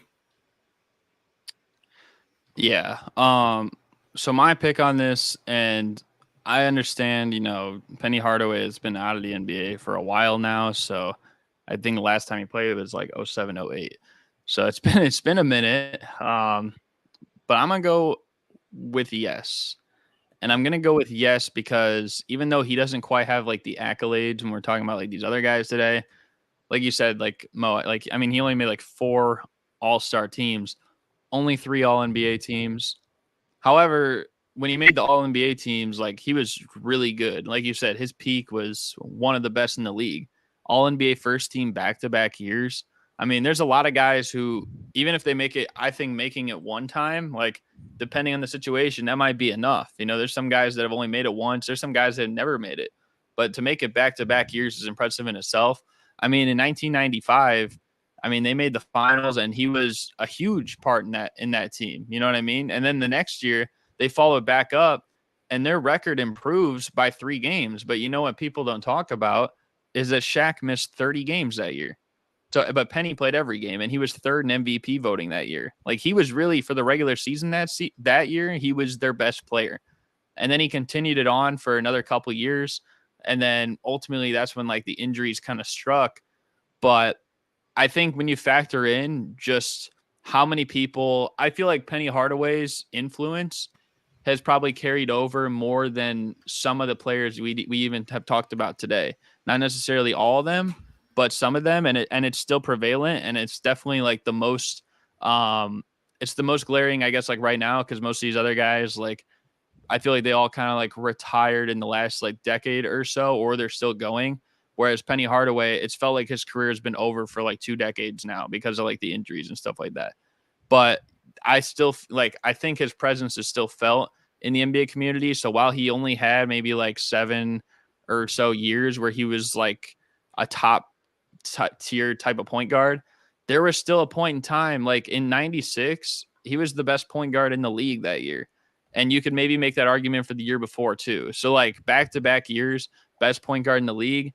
I think it's like kind of a similar situation to our boy Mo D Rose, where there were a couple years where he was the best point guard in the NBA. Now Penny never won like an MVP like him, but I still think like given that, and given that he had a decent amount of postseason success, I mean, back-to-back conference finals appearances, made the finals. And again, I think that 96 season is just like something that doesn't get talked about a lot, because you just naturally think, you know, like it was Shaq and Penny, and Shaq was the 1, Penny was the 2. Like, nah, like Penny was the biggest reason why they were as successful as they were that year. So I'm going to go, I know it's a short-lived peak, but I'm still going to go with yes to Penny Hardaway. I think he will get in the Hall of Fame eventually. There are guys that have not been in it for so long, like Jack Sikma or Bobby Jones or Bob Dandridge, and eventually all those guys have made it. I think you'll see the same thing with Penny Hardaway. I can't guarantee he'll get in next year or the year after, but someday he will get in, and I'm rolling with yes. All right, so before I get to cooking, let me just give Penny Hardaway his praise. Penny Hardaway, you were a phenomenal at your peak. There was a reason people were comparing you, saying you were going to be the next Jordan. I mean, you and Shaq, that 1-2 combo, phenomenal. But let's be honest, Penny Hardaway only had 2 elite years of basketball in him. At the 94-95 season, 95-96 season. Yeah, he was an all-star 2 times after that, but he wasn't the same player. It was clear that he had regressed. Now, in Penny Hardaway's career, he made 2 Eastern Conference Finals. He made it to the NBA Finals as well, losing to the Houston Rockets by Hakeem Olajuwon. But to me personally, and he's also, like I said, he's a 4-time All-Star. But to me, Penny Hardaway, you do not have the longevity to be in the Hall of Fame. Yeah, you averaged 20 points per game for 4 years straight, but I mean, that's about it. I mean, when I think of Penny Hardaway, all I can think of is the few years that he was with Shaquille O'Neal.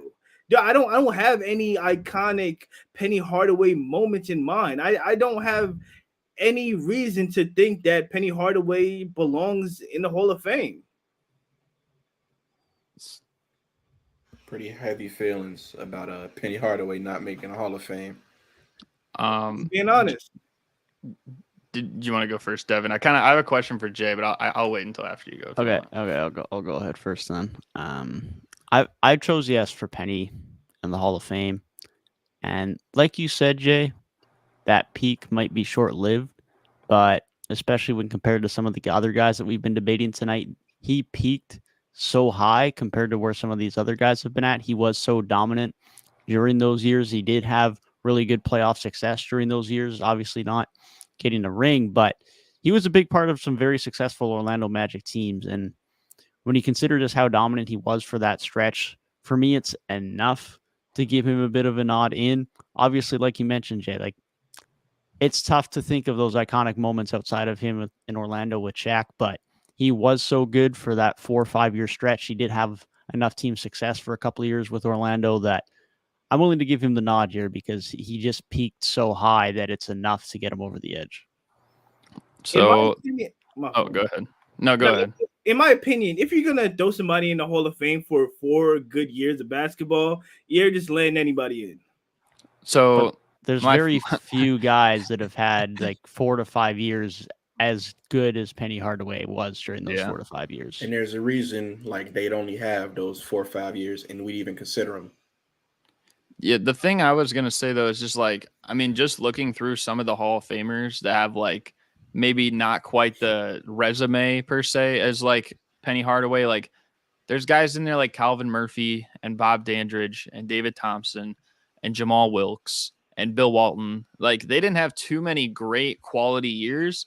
You know, some of them do have championships, but not a lot of them have that many championships, if anything. And a lot of them weren't playing as well as Penny Hardaway was when he was, you know, in the finals and back-to-back conference finals appearances too. So with that being said, and a lot of those guys are in the Hall of Fame too. So I think given that, and because it's not like he's going to be a first ballot Hall of Famer because he's already missed that chance, but at some point in time, I feel confident that he will make it just because like we've seen it so many times. And some of those guys I even mentioned, I feel like the today's generation probably resonates more with like a Penny Hardaway than maybe like a Bob Dandridge or a Spencer Haywood or something like that, like, or a Guy Rogers. And I feel like that we can all agree on. Like more people are like, yo, like I want a Penny jersey, or like I'm a model my game after Penny Hardaway or something like that than some of these other guys that have made the Hall of Fame. And because of that, I feel like the influence definitely does matter. And I think that'll help him get in at one point. You know, you just got to get in once. And especially if there is like, I hate to say like if there's a weak class, then he'll get in, because then it almost sounds like it's like pity at that point. But I think eventually we'll come to a point where it's like there will be an opening and he's going to find his name in there. You know what I mean? So yeah. So my thing when it comes to influence, right? So when we're talking about Gilbert Arenas going into the Hall of Fame one day, are we gonna say that, hey, I'm not gonna lie, Gilbert Arenas deserves to be in the Hall of Fame strictly because of how he influenced Ja Morant? Is that gonna be a topic of discussion? Bruh, I think you're being a little disingenuous. That's with crazy. that. Well, first of all, Gilbert Arenas is in the Hall of Fame. And so I don't know. I don't know how that would make sense. Second of all, I think that would just make the league look worse if that's who they said is in. Did you do that on purpose, Jay? I just had to get that one out, bro. Yeah, man. But seriously, I respect the influence part, but I don't think that should be a real talking point when discussing if he should be in the Hall of Fame, to be honest. Like I get it though. I understand. I understand it, but why when you just talked about Gilbert Arenas and Ja Morant, why did I just think like it in my head? I'm like, you know what? One day, like, what if they just had like a commercial where like Gilbert Arenas is playing like Ja Morant's wingman, and then like at the end it says like a motto that says like "shooters shoot" or something. Like, what's wrong with you, man? Bro, I don't know why. I was like, I feel like Gilbert would be like patting him on the back, like helping him out, and then bro, that would kind of be a crazy commercial. That would remind me of like kind of the D-Lo commercial where he threw his phone in the lake or whatever. I love that commercial, bro. I love that commercial. They don't make commercials like them no more. Facts. It's sad. It's sad. But are we all done with this conversation? I'm finished. I don't have anything to add after Jay's comparison. Yeah, I think that's enough for our Hall of Fame debates, and that will bring us to our biggest topic of the night, and that is ranking the championship runs of the 2010s. I'm going to bring you back up, Mr. J. Starting from number 10, we'll work our way up. So we'll build up to our number 1 picks. But give us your number 10, Jay. Who do you got? It's gonna be some spicy picks. I'm ready. I'm not gonna lie, I'm just gonna keep it a buck. Obviously, the most boring playoff runs. We gotta give it to the 2016, 2017 Warriors. Am I right? Am I right? And the crowd goes mild. You want to give your serious opinion now? No. I mean, I'm not gonna lie. I think ranking these in terms of opponents you have to face. I mean, ranking these in terms of the difficulty your team has facing those opponents. I mean, the Warriors were stacked. Like the Warriors were stacked. You have KD, Clay, Dre, Steph, and I don't think there was. Jay, are you being serious, bro? Are we? Am I missing the categories that we're supposed to be ranking these playoff runs in? Well, we didn't rank like the toughest like schedule that they had. I ranked like how dominant the teams were. I kind of ranked it based on like the best or worst run, personally.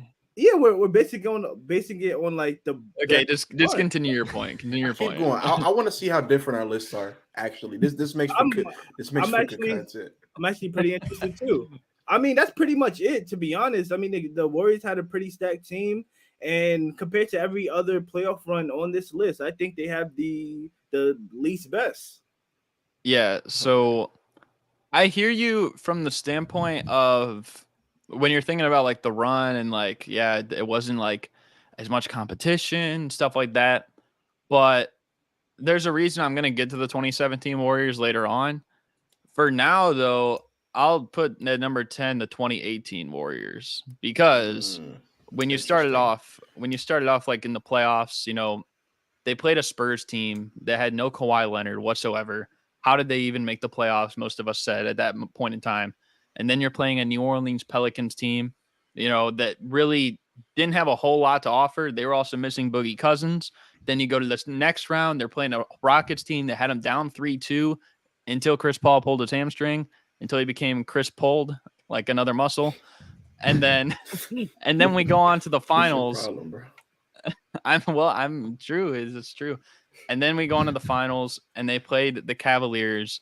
And in my opinion, that was probably especially in this whole decade, the most boring finals ever because it felt like you just knew what the outcome was going to be. And even game 4 of that series was probably the worst like playoff game I've watched in the last like 10, 15 years. Cause it's like, you know, the season is over. It's a blowout. One team is like the varsity. The other team is the JV. It just didn't feel like that. And that run, they still had their own problems too. They weren't taking teams serious. They got themselves down against Houston. Like I said, I had to put them at number 10, like just for all those things considered. That didn't feel like the Warriors team of the year prior to that for sure. Mm-hmm. I got to agree with you, Garrett. At number 10, I have the 2018 Warriors. When you look at just the competition that they played, really wasn't any competition. Not to say like similar to the year before where they were just so superior to every team. They still were, but like they were playing middling teams. It felt like they were destined to run it back, and everyone just moved out the way and was like, you know what? Here, you have this year because we're not really going to compete anyway. In terms of the playoffs, this was easily my least watched playoffs of like the past whenever I'd started watching basketball, just because it simply wasn't interesting. Like I didn't want to see Cavs versus Warriors for a fourth time, especially knowing that the outcome was likely going to be the same, and it was the same. I just really, really couldn't gravitate towards the playoffs. This was probably one of the few times in my life where I wasn't looking forward to the NBA playoffs, and I look forward to the NBA playoffs every year because basketball is my favorite sport. So it's like this run. Obviously, the team was great. Don't get me wrong. Obviously, they still had Steph. They still had Clay. KD was still on the team. Draymond was doing his thing. Team was great, but like this run was just not it. So yeah, they're my number 10. Yeah, they're my number 10 as well. And for similar reasons, like you guys touched on, they just didn't play the strongest of teams and didn't dominate as much as they probably should have for as strong as their roster was. especially in that Houston series where it looked like they were really struggling before that Chris Paul injury. So it was tough to put them any higher on this list. Obviously, a very good team, but difficulty didn't help their ranking, and the fact that they just didn't dominate as much as they probably should have did not help their case either. For sure. I'm not gonna lie. Oh, What? He's not gonna lie. He's not gonna lie, and he's gone. Or I don't know what he's doing right now. Okay, so We'll get back to him. Technical difficulties. But Garrett. Oh wait, he's back. oh wait, there he is. Oh, Yeah, good. you're good. You're He's good. back. Yeah. Let's go. anyways, like I was saying, I'm not gonna lie. The 2017 Warriors, bro, it literally swept through the Western Conference. Like literally, we swept through the Western Conference. Only lost one game in the finals. Like, how were they not number 10? I don't want to argue it because I feel like I have a response for that, but I'll give it when I give them, I guess. And also, I think we rank these. You kind of rank these opposite to us. I from think what it looks like. Well, I don't know if it's that, but I think he put more so like who had the most weight, like which championship had the most weight. You know what I mean? Okay, but even still, that's. I mean, that's. I don't know about that. Maybe I'm messing up the argument because I mean, No. It's fair. It's your argument, but like, it's still fair. I just personally thought the 2018 was a weaker run in a way, like a less impressive run, I should say. Yeah. But yeah, I'll be interested to see the rest of your list. So actually, you know what? I'm gonna start off with number 9. With number 9, and I'm glad the other Raptors fan is not here. I'm going to go with the 19 Raptors. Now, before you yell at me, I'm sorry, Devin. Yeah, the fact that the Warriors were quite literally so injured during that finals series, it weighs heavily on I don't want to say the validity because every ring is valid, but it weighs heavily on how strong I think that this finals run was. You have this Raptors team who up until this point has gotten to the Eastern Conference Finals before, and they trade their previous star piece for a star piece who had won a championship before in hopes to, capitalize on this championship window that they had. And obviously they had it, but it just we never talk about it because we don't like to bring up asterisks when it comes to championships because you could do that for quite literally every championship. But it always felt like, damn, this would have probably been a much better series, and it might have even gone the other way if the Warriors were healthy.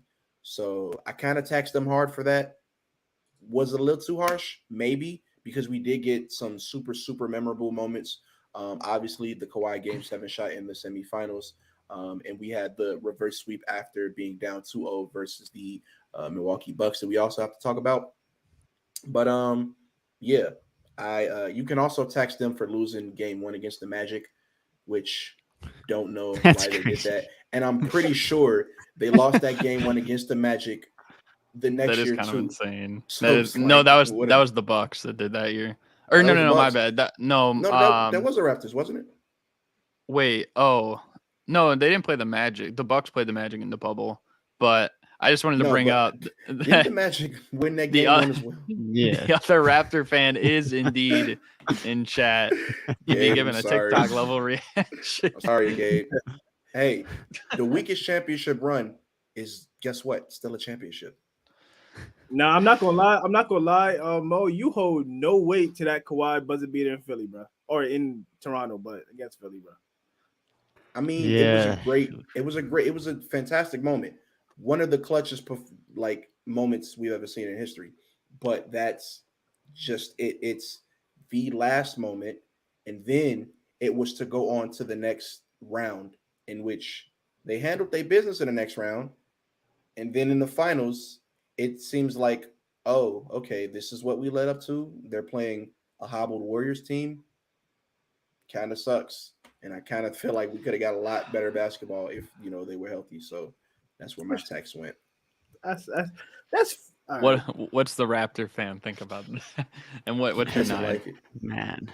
And firstly, taxing us Just for a DJ Augustine bugger beater is tough. Okay, That is I will crazy, agree. I'm not gonna I will lie. agree that was a tough loss, but it's like, man, it's game one in the first round, and we swept them after that. So that's a tough one to hold against us. But here's my rebuttal. And firstly, starting with the 76ers, in my opinion, that's the 76ers roster we've had in the process era. I think that's the most competitive group they've had. I think that's the best team they've had in the postseason, especially. That's as competitive as they've looked. Jimmy being there, Joel being there, Ben Simmons still being in his prime, and Tobias then being your legit number 4. And Tobias was a little bit better back then as well. I think that's the best team they've had. And the Raptors had to fight tooth and nail to get past them, no doubt. They definitely didn't make it comfortable. But that was a very strong team. And the Kawhi Leonard shot is one of the most historic shots in NBA postseason history. That's just undeniable at this Isn't point. it the only Game 7 buzzer beater like ever? Like it was Correct. the first time it happened. Yeah, first time it's ever happened. So that in of itself holds weight. And that Bucks team was a very strong team in its own right. That was the 1 seed that year. That was a team that came back a lot better than they were in 2018. Giannis had won his MVP. That was a team that, if I'm not forgetting it, if I'm not remembering incorrectly from back then, like the Bucks were more favored than Toronto to get through that series, and Absolutely, they were. They were. Yeah. they were, and Especially when they went up 2-0. I mean, well, exactly. And Who was that? Who was that said the game was over after game 1? Was it Paul Pierce that said that? he said that about the Celtics Bucks series, though. But somebody the Bucks said won the that next the 4. series was over like after game 1. I remember that. I don't remember exactly what it was. Paul Somebody Pierce said did, that. but that was the Celtics Bucks series. I don't know if anyone said that about the Raptors series that run or not. Maybe I misremember. I could have sworn somebody said the series is over. But I mean, I wouldn't have been shocked if someone did, because I mean that's 2-0 down for us. It's the Eastern Conference Finals. We know what's happened to us in the Eastern Conference Finals before. Previously, of course, to LeBron, but coming into a team that's got the MVP on it and was the number 1 seed, it was not an easy battle for us. That's to say the least. And credit to Nick Nurse, credit to the guys that were on the roster. They did what they needed to do to then do that reverse sweep. Kawhi played some of his best basketball in that 4-game stretch. Marcus Gasol played some of his best basketball in that 4-game stretch during that finals run. And it was 2 very tough second and third round series to get there. You can say like Orlando was obviously not a difficult first round matchup, but as far as the second round and conference finals matchup go, it was 2 very tough teams to get past. And of course, there's always going to be the injury caveat with the Warriors, but let's not forget that the Warriors were still a very tough team to beat before they had Durant. And even still, when Klay Thompson has been in and out of the lineup, the Warriors have still been a very good team. Curry in of himself and the depth that they had on that roster was still a very competitive team. So let's not say that it was necessarily an easy win, but it was definitely more comfortable. I'll give you that. But it was definitely still a tough team to beat. And even when the Warriors were healthy given it was very little before Durant was then injured again, but even when Durant was back, it didn't look like the Raptors were getting completely dismantled. Now, given the Warriors did have a bit of a lead at that point, but it definitely looked like the Raptors were still holding their own. So I'll give them credit for that, but I won't go any further into it before I get them on my list. But I think, especially when you consider what they had to deal with in the second and third round of that postseason, for me at least, it's tough to have them this low. Understandable. Now, enough about criticizing my list. I want to see your number 9 so I can criticize yours. My number 9. Where is my list? My list is here. My number 9 is the 2010 Lakers. Oh, no. Oh. It is the 2010 Lakers. I would... Nah, Oh, I don't know about nah. that, Devin. I don't know about that, man. You're crazy, bro. You're going to have to justify that. I have the 2010 Lakers. I'm gonna be honest. I was gonna make an argument here to just bash the Lakers and bash Steph if Steph was here, but Steph's not here anymore, so that makes this point a little bit less fun. But I like this team. I like the Kobe and Pau duo, and obviously they were great. And I liked some of the role players they have around them. Derek Fisher was good. Meta World Peace was very productive for them, but I think going through it, their Sun series was probably what I value for them the most on the way to their finals, and evidently beating that Celtics team was definitely a tough battle, but that OKC team was still young and trying to find their own. I don't value that as much as if this was a couple of years down the line. And I value their run, but there's just way too many other runs above them that I just think had to go through a bit more adversity and had a bit more talent on the roster, if I'm being completely honest. Devin, let me just jump in and remind you, though, that Thunder team that year had the same exact record in the regular season. They won 50 games. Same record as the team in the Celtics that the Lakers played in the finals that year. So I know that they didn't have much experience behind them, but I still think that's a tough team to play personally, especially when you know you have Durant and Westbrook and Harden as well. I know it's like, 3 future MVPs. Only like Durant was playing like an elite player. I think he was the MVP runner-up that year. And Westbrook was still all-star caliber. I don't think he was one yet, but I don't know. That's a tough team to play, man. I feel like it's just like a little too low where you got them. Like, obviously, I don't have them towards the top, but like 9, damn. Devin's got me defending the Lakers. What is going on? This is insane. This is crazy. I never thought I'd see the day Garrett is defending the Lakers, but no, I hear what you're saying about OKC. I just don't value where they were in that year quite as much as I would have a couple of years down the line, because I've not obviously to the same caliber as where the Raptors were starting off, but I've been a part of some teams that are still just lacking that postseason experience, and it's a lot easier to get run through when you lack that experience. And we saw that with OKC. Not that they had the pinnacle of success further on in their postseason runs. Obviously, they never got that chip, but they became a much better team over the course of the next few years in the postseason. And I just don't value the Lakers having to face that team as much as I would have otherwise.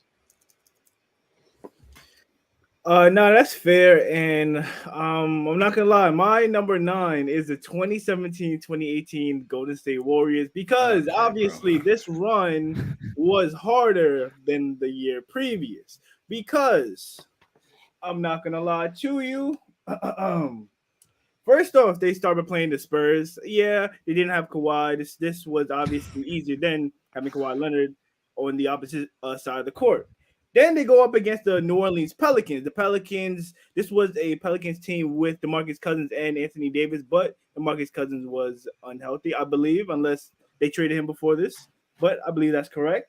And then they go up against the Houston Rockets. Houston Rockets pushed the Golden State Warriors to 7 games. Yeah, KD got injured in the series. Yeah, Chris Paul got injured as well. But that's 7 games nonetheless. I mean, it took the Houston Rockets to miss a shit ton of threes all in a row for the Golden State Warriors to get out of that series successful. Then they go up against the Cleveland Cavaliers and absolutely dust them. 4-0, clean. Yeah. And I'm not going to lie, this was the 9th least impressive out of all these playoff runs. You mean the second least impressive? Right there, bro. It would be second least impressive or 9th most impressive. Yeah, you know what I mean. Yeah, I know what you mean. Either way, though, I don't have any of those teams at number 9. I'm kind of curious to see what you guys say. I might get this might be like the one that's controversial for me, but my number 9, I'm going with the 2013 Miami Heat. I am. And the reason I'm going with that is like, when you think about the teams they went through, as much as I'm a Brandon Jennings defender and him and Monte Ellis together, that team was not very good. They were a 38-win team. Other than them, and maybe like Ersan Ilyasova, like what else did that team have? And then you look at the Chicago Bulls, who that whole year we were missing Derrick Rose, but not only were we missing Derrick Rose, we were missing Luol Deng as well. You know what I mean? So it's like, how much can we gauge that as well when they're only a 45-win team? They play the Pacers in the conference finals, which everyone knew that was a mismatch, that the Heat should have basically cakewalked to the finals. The fact they went 7, I think it says more about the Pacers in a highlight than it does the Heat in a highlight, even though the Heat did move on. But my thing is, personally, it's like none of those teams won 50 games at all that year. And then you get onto the finals. Now they play the Spurs. The Spurs were a good team for sure, and it did go 7. It's one of the better final series that we've seen, especially in the last 10 or so years. But at the same time, too, like I think the Spurs were even better the next year. So all things considered, the Heat were a great team that year. And this is why we're kind of gauging it off the run and not so much like the team. The 2013 Heat were a great team, okay? But I don't know how much I value that run just because, like, think about other than Paul George, who else did they play in the conference finals leading up to that? The best player on the other two teams was Brandon Jennings and probably Nate Robinson. How much are we seriously going to sit here and say going through teams like that to get to the conference finals? And it's like you play Paul George, which is great, but I mean, Paul George has had way better years than he did in 2013. Let's be real. Like he became a much better player even after that. So I don't know how I feel about that personally. I had to put him number 9. That's just me. I ain't gonna. That's kind of low, bro. But it's just like, what did they go through that like made me think like this is the Spurs are a great comp. Other than that, I don't know. Everything else should have been for certain them. Yeah, I'll be honest. I don't hate that take. I'll expand more when they're on my list, but I definitely don't hate it when you consider who they had to go through to get there. I definitely don't hate it. So number 8. Do you want to start, Devin, or you want me to start? I'll give us our number 8. For number 8, this is where I also had the 2013 Heat. While we're on the topic, like you say, they didn't have to go through great opposition. They struggled more against the Pacers than they probably should have. You touched on everything that needs to be said about them. Like, good team, but did not have the postseason difficulty, that especially in those first 2 rounds, and even in the third round, they didn't have the most difficult of Eastern Conference Finals opponent, what can be said for a lot of teams going through the Eastern Conference in this era, specifically, most commonly the Heat and the Cavs, evidently. But other than that Spurs final, like there just wasn't a ton of difficulty there. So it was tough for me to put them any higher. All right, so for my number 8, I do have the 2009-2010 Lakers. I mean, I'm not gonna lie, Devin broke it down pretty well. Man, the Lakers really ain't had no comp for real. I mean, in the first round, Just a little too low, bro. In the first round, This is did insane, go against man. the young, up and coming Oklahoma City Thunder.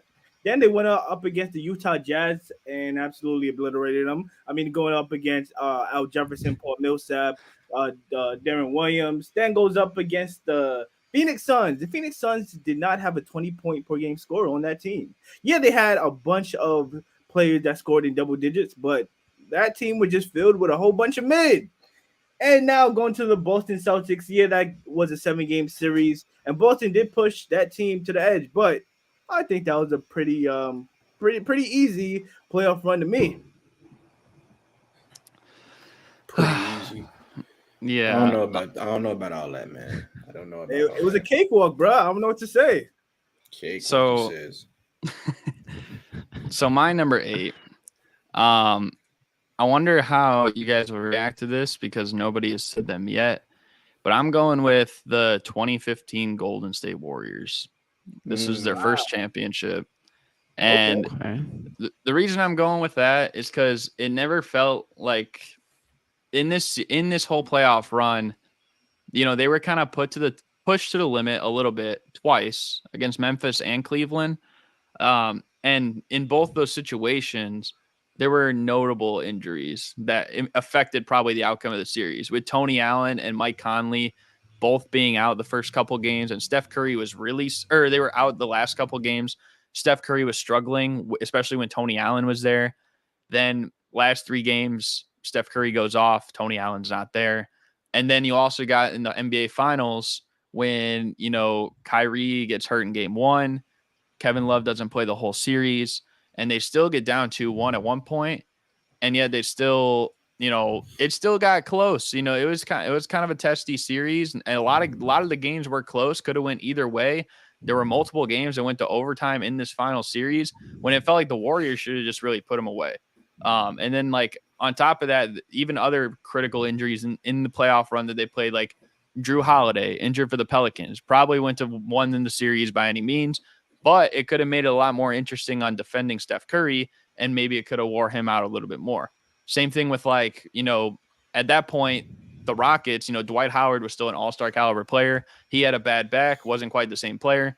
There's just a lot of stuff that it's like, if a few things were changed, I don't know how I would feel about this run. I never got the impression that this was a dominant playoff team. Now in the regular season, they most definitely were, but come playoff time, they felt pretty vulnerable in moments. It just felt like they kind of had the luckiest, I guess they picked like the luckiest, I don't even know what the word is or that I'm thinking of, but like they drew the perfect like straw out of the hat type of thing. And so I have to put them at number 8. I just think that these other championships above them are a little bit better. It's not so much to discredit them, but like when you have a lot of championship teams you're messing with, someone's got to take the fall, and they're going to be the fall guy here. I get it. And to kind of piggyback off what you guys said, my number 8 is actually the 2013 Heat.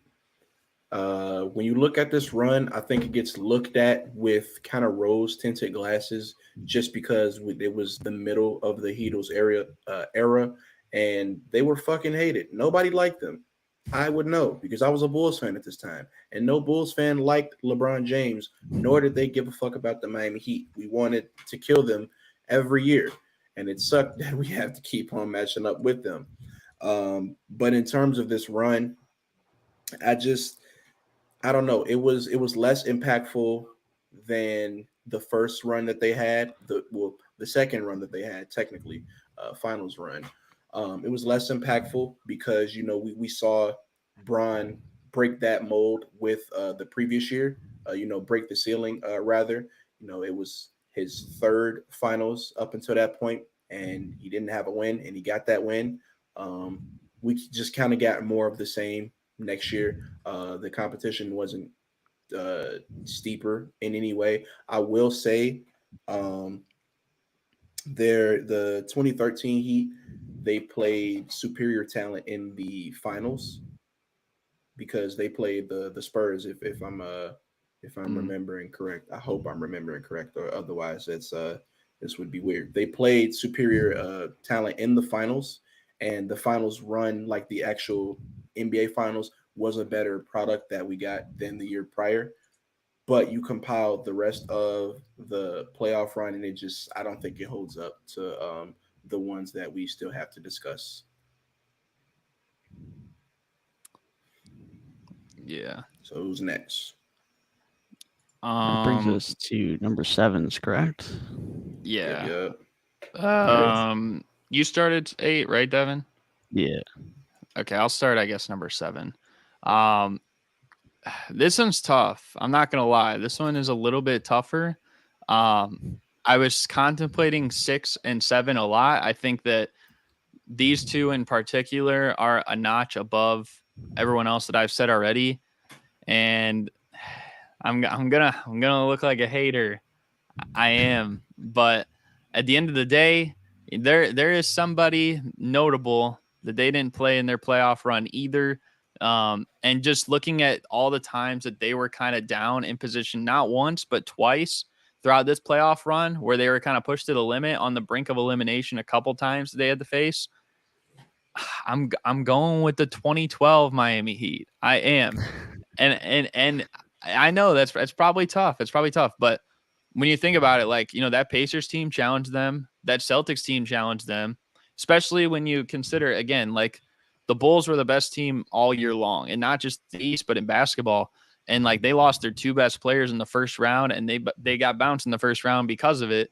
So it's like, you got to factor in, like, well, dang, they didn't play against probably their best opponent throughout the whole conference playoffs. And then they get to the finals. Now, they did play really well against the Thunder. I don't really not going to hold it against them that they lose a game 1 or anything like that.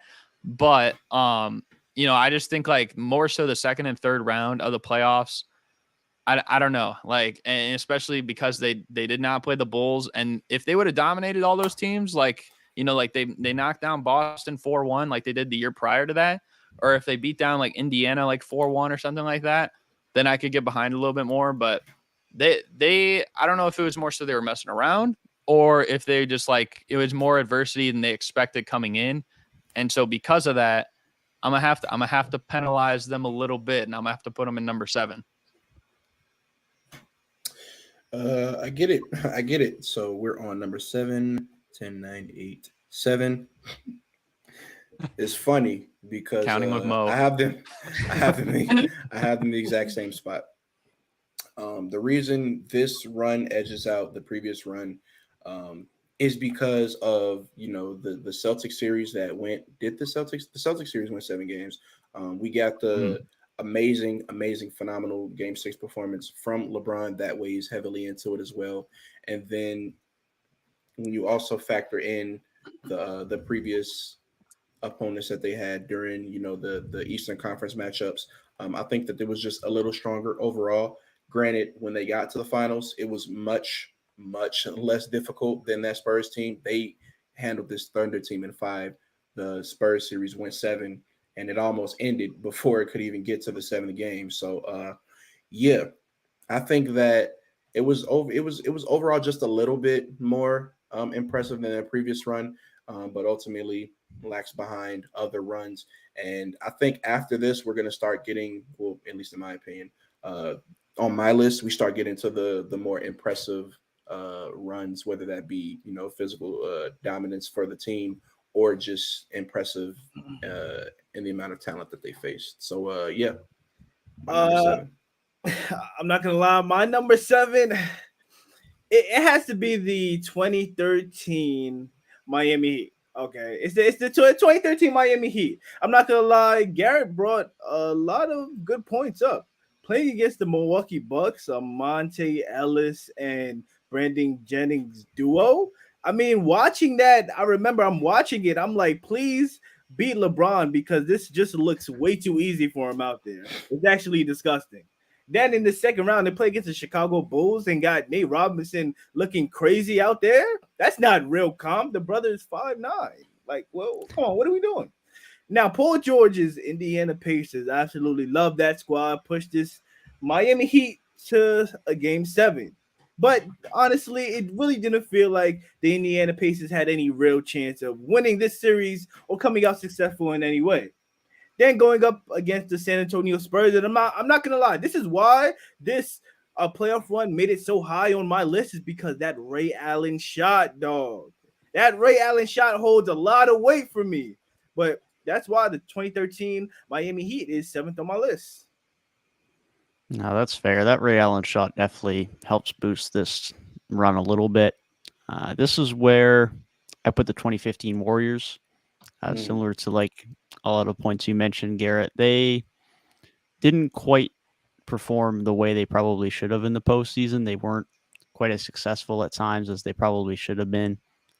Obviously, they still got the job done, but as dominant as they were the regular season, as good a depth as they had, even though it's the first year with a new head coach, I just expected a little bit more from them in this run, and so I just couldn't put them any higher on this list.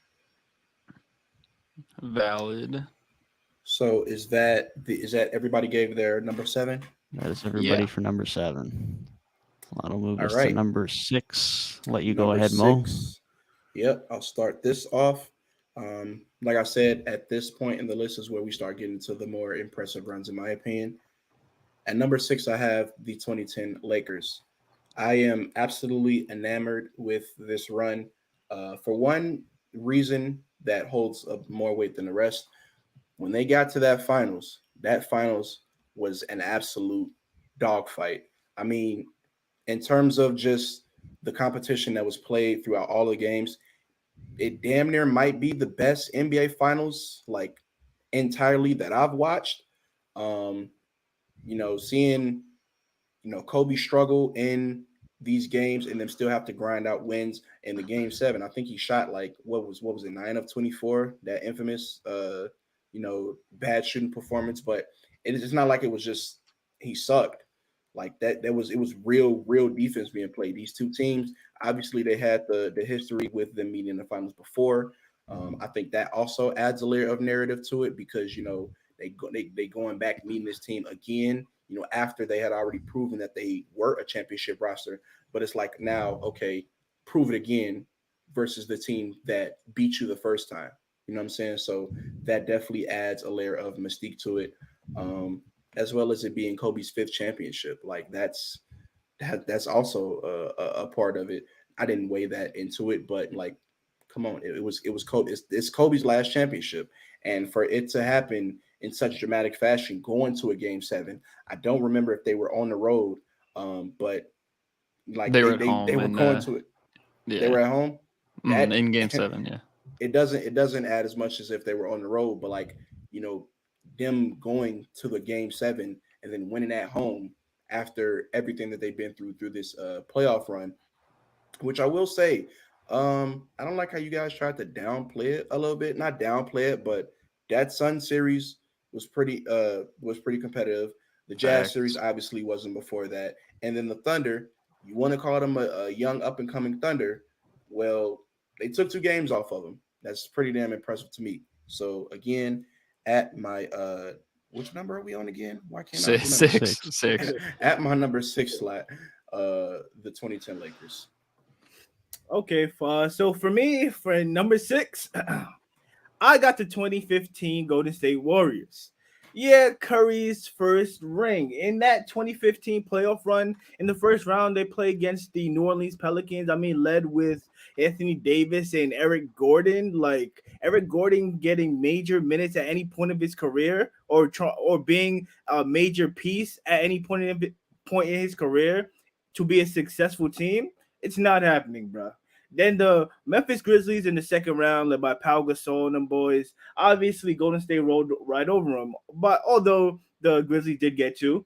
Now, the Houston Rockets in the conference finals. I mean, James Harden averaged 27 in the playoffs and was a big piece in that. A big piece of a reason why the Houston Rockets were in the conference finals. But that year, the Rockets supporting players were ass. I mean, Josh Smith, you got Corey Brewer, and those boys, they just weren't good. Yeah, I'm not gonna lie. There was a game against the Clippers in the second round where the role players went off and was a big piece of the Rockets getting past the Clippers. But besides that, the Rockets were really no threat. And in the finals, the Golden State Warriors played Cleveland. We know what happened. Cleveland wasn't 100% healthy, and the Golden State Warriors were. So, honestly, I think that's one of the easiest playoff runs on this list.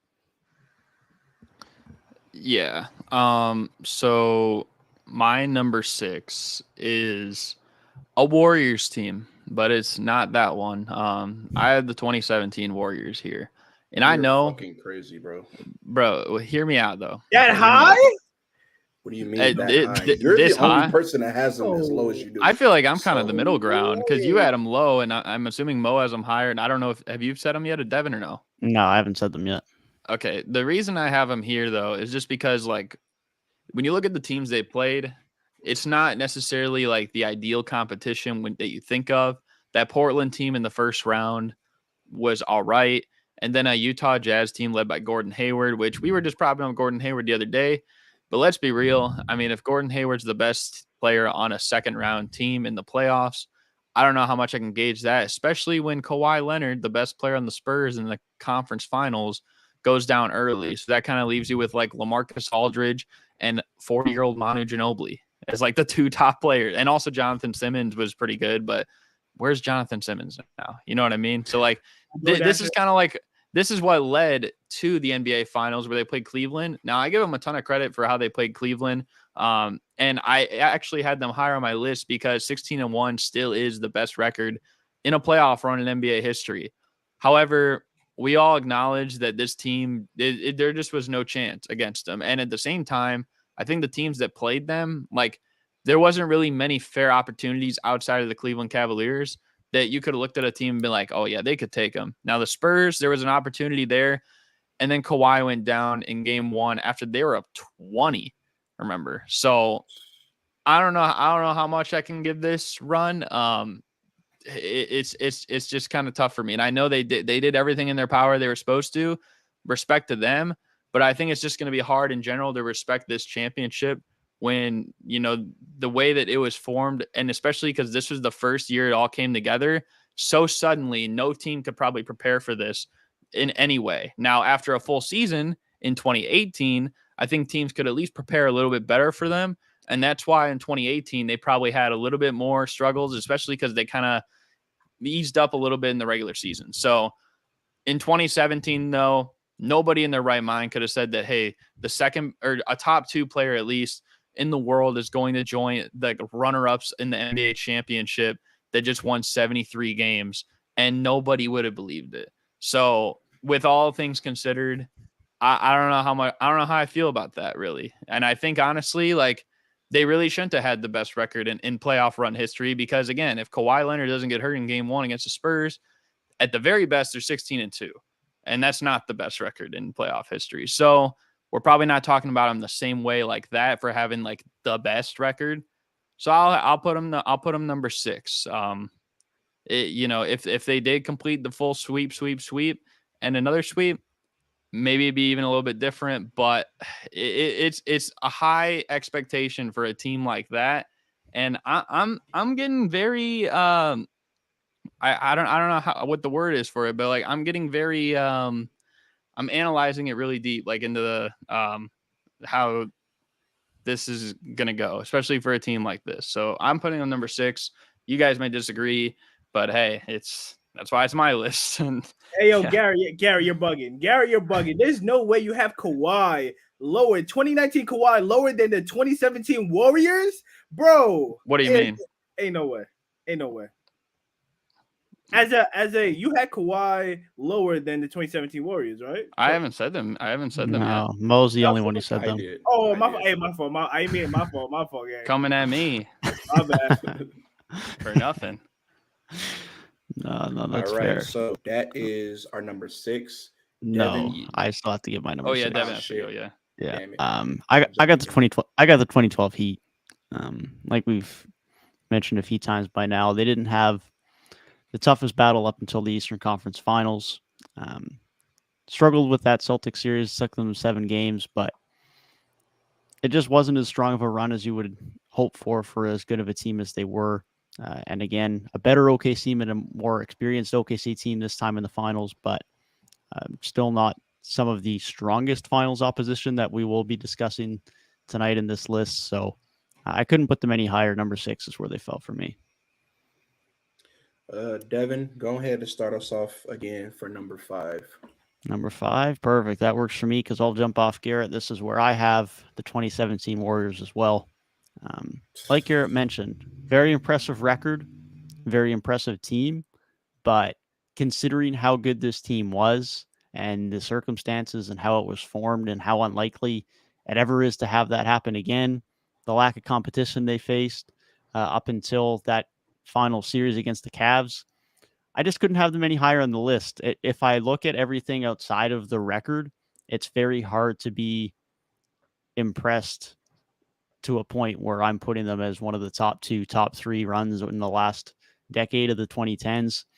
The roster's great and the record's great, but I just don't have enough to be impressed by outside of that to put them any higher if I look at the actual overall context of this run.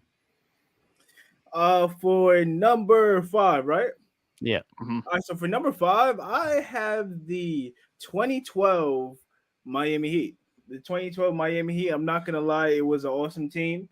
And then the first round, they went up against my New York Knicks, and obviously we stood no chance. We got Carmelo Anthony as our best player. Like, we're not winning a series. In the second round, they went up against the Indiana Pacers. Paul George and the Indiana Pacers did give the Miami Heat a run for their money. Only took them to 2 games, but yet it was pretty easy for the Miami Heat to overcome that. Then going up against the Boston Celtics. Now, this was a very good matchup. LeBron gets to get his get back against Boston, and he does that successfully in 7 games. Then goes up against the young Oklahoma City Thunder and dust them in 5 games. I mean, the lights were way too bright for those boys, and that's my 5th on this list. Baby Thunder doesn't count. But bullshit, it don't count. Okay. So my number 5 now, Jay, this is where I have the 2019 Toronto Raptors and number 5. I will not deny that there was definitely some luck involved with the Toronto Raptors, especially the 4 bouncers from Kawhi, even though I still think that they would have won in overtime anyways, no matter what people say, even if they call it travel or whatever the heck they want to call.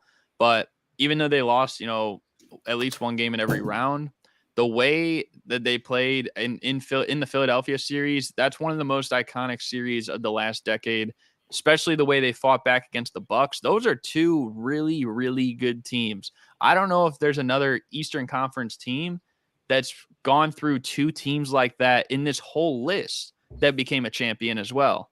And like going based off, even the 2016 Cavs or the 2 Heat teams or whatever, all those teams that won a championship, they're probably the only team that went through 2 teams that were elite like that in the same playoff run in the Eastern Conference. And for that, I got to give them a lot of credit. And now there's a lot of people that still want to say, oh, they beat the injured Warriors. If KD was there, this and that. There's all these people in the world, and Warriors fans themselves even say that, oh, we never needed Kevin Durant. We were this good without him. You know what I mean? And they still had Steph Curry. They still had Draymond Green. And even in the games that Klay Thompson played, because I know he missed game 3 and he got hurt late in game 6, even in the time he was on the court, the Raptors still played better than them when the big 3 was there. Even in the regular season, they swept them. And I know that might not matter too much, but when you factor in that they were 5-2, exactly. Yeah, I got you, Gabe. Don't worry. Well, when you factor in that, in the regular season too, alongside that, they went 5-2 combined when the big 3 Warriors played. So I don't want to hear these Warriors fans saying anything like, oh, we needed Kevin Durant if Kevin Durant was there, because they always say that they didn't need Kevin Durant. Weren't they a 73-win team before Kevin Durant got there? And at the same time, Kawhi cooked. He was insane. And at the same time, too, Kyle Lowry had a big game 6. Fred VanVleet turned up from the conference finals forward. Siakam had big games as well, especially game 1 of the finals. I got to put the Raptors top 5. I don't care what anyone says about Kevin Durant being injured or whatever, because this was still a championship level core even without him. At least that's what Warriors fans tell me. So I got to put him top 5. There was this run was one of the most fun to watch. If we were basing it off enjoyment, this is probably a top 2 run for me, but based on the competition they played as well and enjoyment factor and just how much it means, especially to the city of Toronto, it's got to be in the top half, and I'm going to put it number 5. Alrighty. For my number 5, I have the 2015 Warriors. I couldn't really justify putting them any higher than this. It definitely felt like they should have performed better in the playoffs than they did, especially, with the circumstances around, them being in the finals, them not seeing Kevin Love at all, and then losing Kyrie, and then still going down in the series, although they did pick it up and obviously won that series. With that being said, I definitely this was the first real championship window opening. This is, as soon as they opened the window, they won a championship. That's super impressive to me. Not only that, they didn't keep all the momentum they had during the regular season because they were unstoppable during the regular season. But they kept enough of it to where it was like, yo, this team is still mighty and mighty dangerous, and they're obviously one of the main players when it comes to winning the championship anyway. When it comes to all that combined, put in a nice little bow. I respect the hell out of this ring, even though the competition in the finals could have been better, and I wish it would have been better. I think the outcome probably would have been the same. Unfortunately, we'll never know. But at number 5, I got the 2015 Warriors squad. This number 5. This is 4. Who started the last 2? We're now at 4. Devin started 5. Who started 6? You started 6, didn't you? Maybe me. I think so. No, Yeah, it we can wasn't go to me, Jay. because whoever had the 2010 Lakers at number 6. I think that was. I started number 6. I started number 16. Okay, so were Jay we not on Jay number 5? or me, I can go number 4. Do you want to go first for 4, Jay, or me? I'll go first. All right. Alright. So for number 4, I got the 2014 San Antonio Spurs. I'm not gonna lie. Now we are getting to some of the really juicy playoff runs, and I like Yeah, what. these real runs now. Yeah, these are in my real ones opinion. for real. I really like what the San Antonio Spurs did in that 2014 playoff run. They had went up against the Dallas Mavericks in the first round. Dirk and the boys took it to 7 games, but made it out of that series alive.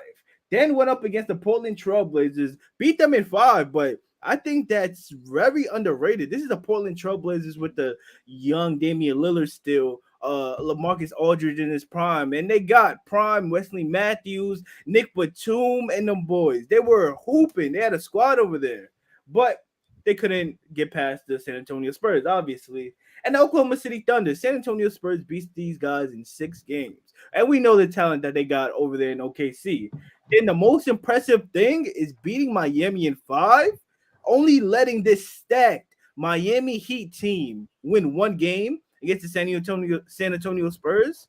I absolutely love this playoff run, and this is why I value this ring so highly. So I wonder how you guys are gonna react to this. My number 4, You better not. I got the 2016 Cavaliers at number 4. No, Okay. no, bro. Okay. No, bro. Yes. Still too yes. low, but it's top 4, so I at least respect it. Nah, Here's the thing. And you guys have been talking about a couple teams in particular that I don't know the way I've been feeling about the way you've been talking about their competition. The fact that in the first 2 rounds, I know they took care of business, but bro, at this point, like you got to get real decisive when we're looking at these championship runs.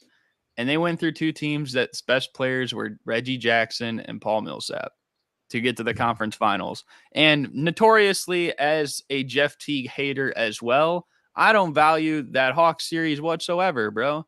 In the second round, that means nothing to me. Now they played Toronto in the conference finals, and Toronto kind of gave them a challenge, but not really. I don't even know if you would agree with this, Devin, but Toronto's had better teams with DeMar and Lowry than that team.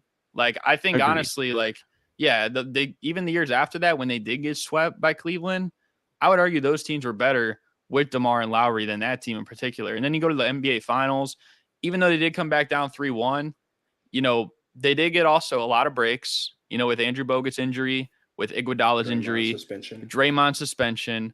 Curry was playing hurt throughout the playoffs. So all things considered, would they still have probably won the championship even without that? I mean, more than likely, because the year before, I think most of us thought they would have won in 2015 if they were healthy against Golden State. So I will give them that.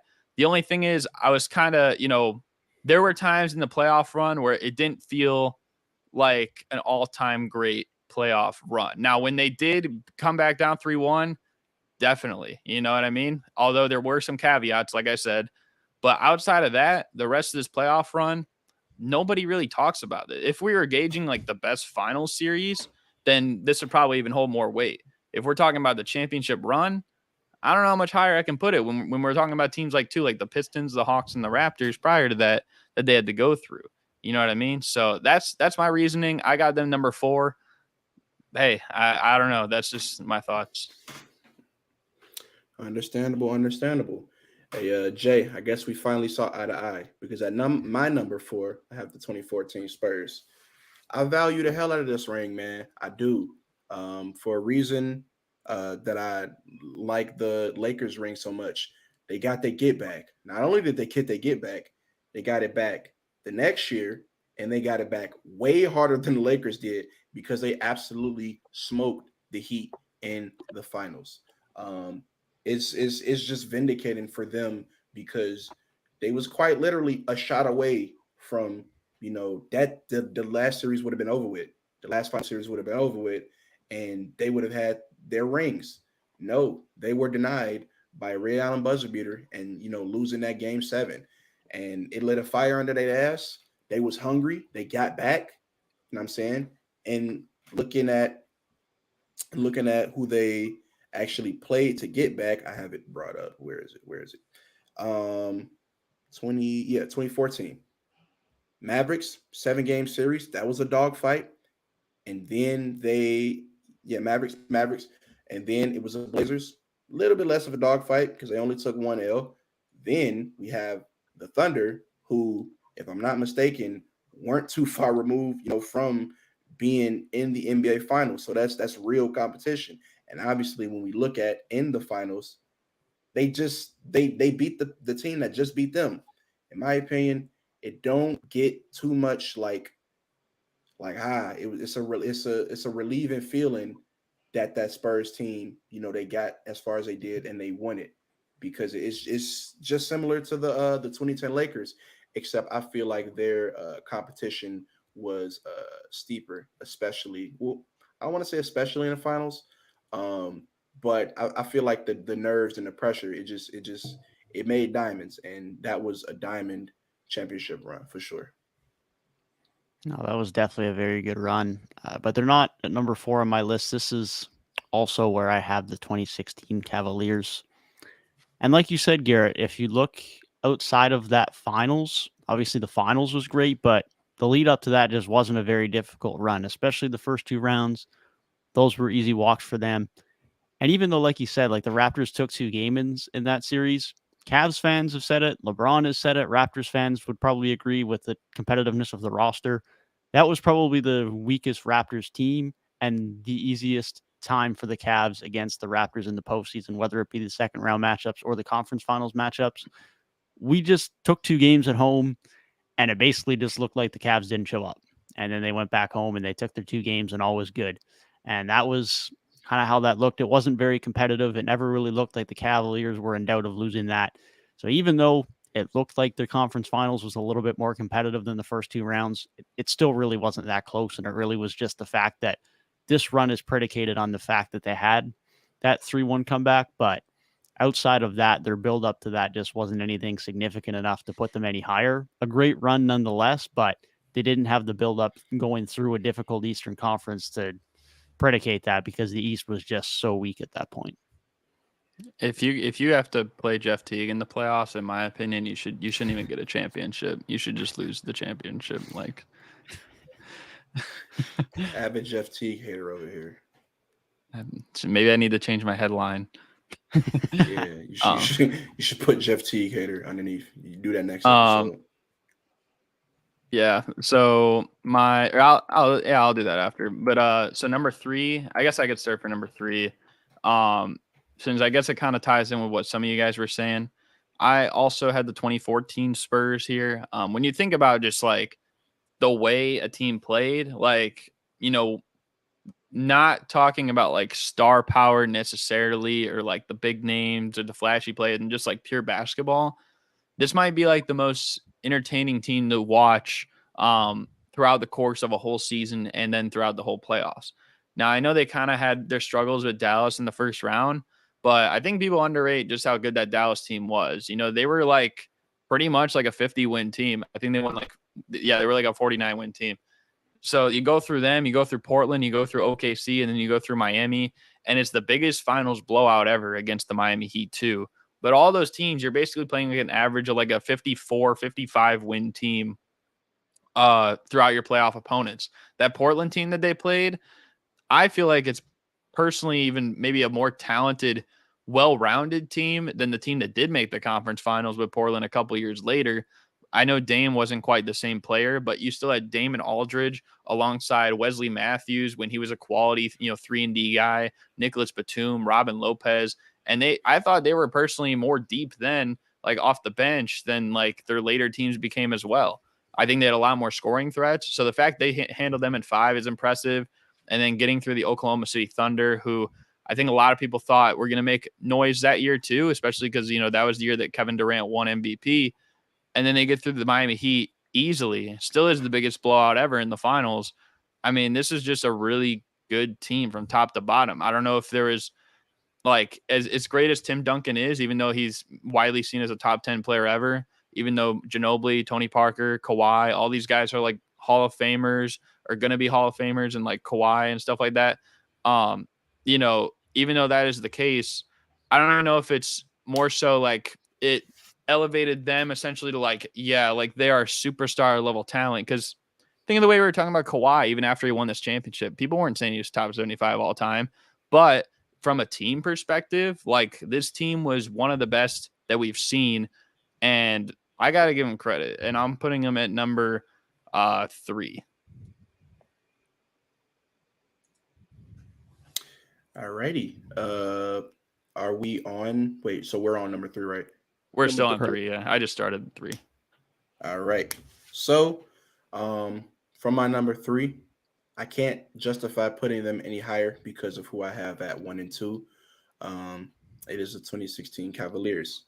Now, the finals itself holds a tremendous amount of weight in this, obviously. But hear me out. You know, looking at the down 3-1, we're down 3-1. We lost the championship to this team last year. As you guys know, I value that. I value getting your get back. It's been like sticking points in 3 teams as of now. You lost to this team last year. You're in the most adverse situation that any team has ever been in, ever, and you're attempting to do something that has never been done before. And then to go and you win the game 5, and then you win the game 6, and then the game 7, if I'm not mistaken, the game 7's in Oracle, correct? Mm-hmm. The game 7's in Oracle, and you go and you perform and have the greatest NBA Finals game of all time, 2 of the greatest NBA Finals moments of all time, one of the most clutch shots ever. Probably I'd have a hard time like naming off the top of my head a more clutch defensive play. Maybe Jordan steal, but even still, that's a steal. This was a chase down block, and he chased him down from the entire length of the court. I understand that I'm weighing this finals heavily. And that's true. They competition prior, it wasn't all that. You know, prior to this, they hadn't lost that many games. They had lost 3, and then they lost like 2 to the Raptors. Yeah, they lost 2 to the Raptors. So their competition wasn't all that. But the competition was like I was gonna say they weren't pushovers, but they were pushovers. But I'm sorry, I just value the way that they won in the finals so heavily. They got their get back, forced it to a game 7, a hostile game 7, and then in the fashion in which they won, the Warriors didn't score for like 4 straight minutes. In fact, I don't think either team scored for like a good 3 minutes until that Kyrie 3, and then you have the LeBron block, which saves 2 points. I think the Warriors ended up with 89 points. So it was that Kyrie 3 and like some free throws. It was one LeBron free throw because he tried to dunk it and he like fell and like he missed the first one and people he holding his hand. Draymond career. Oh my God, I remember that. But yeah, it was the Kyrie 3, a LeBron free throw, and like that was it for 4 straight minutes. That was the only points we got. High tension situation, high pressure situation. Pressure makes diamonds, and this was the biggest fucking diamond of them all. If their competition was a little bit more steep in the previous rounds, might be knocking at the number 1 spot. So that's what I got. I got the 2016 Cavaliers at number 3. And number 3, I have the 2019 Toronto Raptors. That Kawhi playoff run was phenomenal, bro. I'm talking crazy, but it is only number 3. And like my boy Mo said earlier, I'm after tax for that one game they lost against Orlando. But bro, why? Why is that the sticking point? I'd rather you be mad about the KD injury. But text Kyle Lowry. He had a goose egg that game. Don't text the whole team.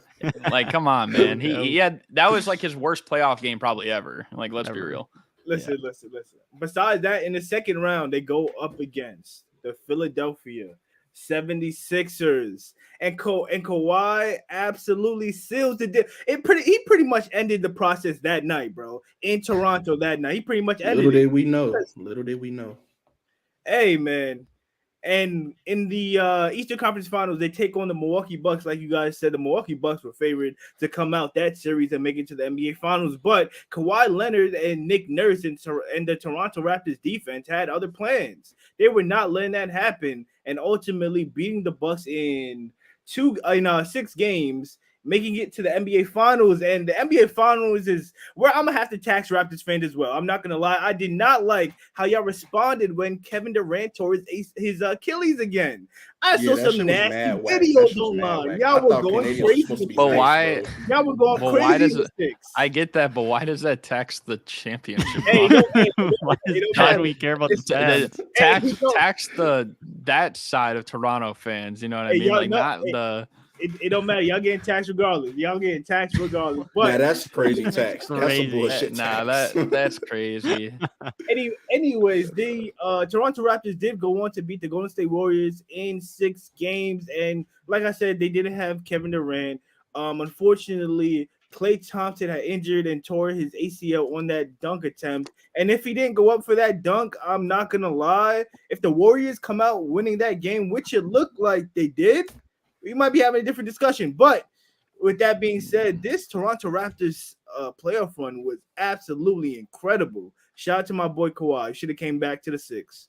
Kawhi wasn't losing Game 7, bro. I'm gonna just tell you that right now. It was not happening. Yeah, you got Steph Curry and Klay Thompson on the other side of the. Yeah, and you got Kawhi Leonard, who is the greatest playoff riser ever. I don't care what anyone says. As a playoff riser, not the best playoff performer, but regular season to playoff riser, greatest ever, bro. He's not losing. Come on. See, I'll give you that. Definitely a playoff riser, but Klay Thompson was on a mission that game. Yeah, mission to lose. I will give credit to Klay. He did. Yeah, I still got number 3 to go. I'll give Klay his credit. He did shoot the ball very well in that series, but as long as KD wasn't on the floor, the Raptors looked like the better team. And that Warriors team, even without KD, was still a very championship caliber roster, as we've mentioned. I know Garrett mentioned it earlier. And as much as I wanted to put them higher, this is where I have the Raptors as well. Like we've mentioned, a great build-up into the NBA Finals, one of the more difficult runs through the Eastern Conference we've had, one of the stronger Eastern Conferences of the last 10 to 15 years, really, especially when you compare these Cavs and these Miami Heat runs where they sometimes had a difficult Eastern Conference Finals matchup, but that was about it. So credit to the Raptors for getting through those. And like you mentioned, Jay, the Kawhi run, one of the better postseason runs from any individual to cap it off with the title and his finals MVP, which was very much deserving. Don't know who it was, although probably should have looked it up, who was crazy enough to give Freddie a vote. As great as Freddie was in the last series and a half, Kawhi was that guy, and he was absolutely dominant for that entire postseason run. The fact that Kyle Lowry. What'd you say? I would have gave it the Finals MVP to Kyle Lowry. To be honest, he was so good. You're a liar. I just looked it up. I just looked it up. It was Hubie Brown that gave him the vote. Hubie Brown. Of course, that old fart, man. That is so crazy that Freddie got a vote, man. That is so crazy. Like, man was 4th on the team in terms of points per game during that final series. Like, there's no way. As great as he was coming off the bench, but no, great run for the Raptors. Like you mentioned earlier, Garrett, is a great win for Toronto. Great win even for the country as a whole, as far as the dynamic is up here with any of our sports teams, that is just the one team for the nation. As much as the West Coast likes to probably support Portland more than they probably do Toronto, because the West Coast is weird like that. It was a great win for the nation, great win for the Raptors, and Kawhi's run, his shot, his performance as a whole will go down alongside this Raptors run. So I couldn't leave them outside the top 3, but unfortunately, even with bias, I couldn't put them any higher. That's gross. Anyways, who would want to support Portland over Toronto right now, bro? Yeah, that's the crazy thing, though. Work. Like, West Coast people in Canada will support Seattle teams over Toronto. Seattle. I mean, it's so weird. They are like right there, so I kind of get it, but like, come on now. It's crazy. So we're at number 2. Who's leading us off? Number 2. Let me start. I'll do it. You start, Mo. All right, so This is clearly an unpopular opinion because I'm the only person that still has them left. But for my number 2 slot, I have the 2017 Warriors. Now, you listen to me. I can only name one other team that has gone 16-1 en route to an NBA championship. That team was the Los Angeles Lakers. And they even went 15-1 because their first round was like best of 5. Oh, they went 15-1? Yeah. Even better. But, so no team has gone 16-1 in the NBA playoffs en route to a championship, except for this Warriors team. Now, say what you want about their competition. I value like the sheer dominance of, okay, next. You know what I'm saying? Like they really did their shit in this whole playoffs. Could have went undefeated. It's unfortunate that they didn't, because if they did go undefeated, I'm not gonna say they might. I'm not gonna say they're gonna would be number 1 on my list, because we all know what's number 1. I ain't even gonna say it, but we all know what's number 1. But they'd have a pretty compelling case, like going. I was gonna say going undefeated, but they didn't go undefeated, so that's a hypothetical. But the one loss, that's sheer dominance, in my opinion. When you talk about a playoff run, it's the truest playoff run in the sense that they ran through their competition. There was no competition because they were so dominant. And that dominance, that just like, yeah, we got it. Like, that was insane to watch. I didn't necessarily enjoy watching it, but I got to give them their credit. Like, 16-1 is so fucking impressive. It's hard to fathom that they literally only lost one game throughout the entire playoffs. So, like it or hate it, y'all hate it. I like it, though. 2017 Warriors, number 2. Yo, Mo, you realize their competition was cheeks, though, right? They went 16-1 in the playoffs. Playoff teams, regardless. So the best player on the competition was conference cheeks. finals They team playoff was teams. a 40-year-old Manu Ginobili, with all due respect. You got. They got them boys to fuck up out of there like they were supposed to. I value that dominance in that championship run. I truly do. Zaza got them out of there. Let's be real. You got Kevin Durant, Steph Curry, Klay Thompson. Do you not expect to go 16 and or go be that dominant in the Western Conference with walkways, a revolving door, wins? You don't. Why? You don't, because they didn't do it next. They didn't do it the same. They didn't have the 16-1 record next year. This was like just to bring something up. We don't have to talk about this right now, but Night Striker says fair play. We usually have a debate one day, not today, about like what we think about like plays like that, like if they're dirty or not. You know what I mean? Like maybe like that one in specific. I don't think that was necessarily dirty. It was reckless. I don't like to ascribe narratives on the players unless they have like proven themselves multiple times. Like Grayson Allen, I'll call him a dirty fuck because he's dirty. Zaza, I don't think he has that like he didn't have that narrative around him, and he didn't have any moments like that would be like, yo, what the fuck are you doing? So I don't consider that a dirty play, just unnecessarily and even carelessly reckless. Yeah, Devin, number 2. Number 2. This is where I have the 2014 Spurs. Great run. Very good run. Very difficult matchups, even from round 1. That Mavericks team for a round 1 matchup is about as difficult a round 1 matchup as you're going to get. I had to go through a Portland team that was, in my opinion, one of the better Portland Trailblazers teams that have been around since they've been middling around in the postseason with Dame for now a decade. And thankfully now it seems that we're at the end of that, but was one of Portland's better teams. And OKC, we know what they've been able to do throughout their time as well, and just took care of a Miami team very comfortably.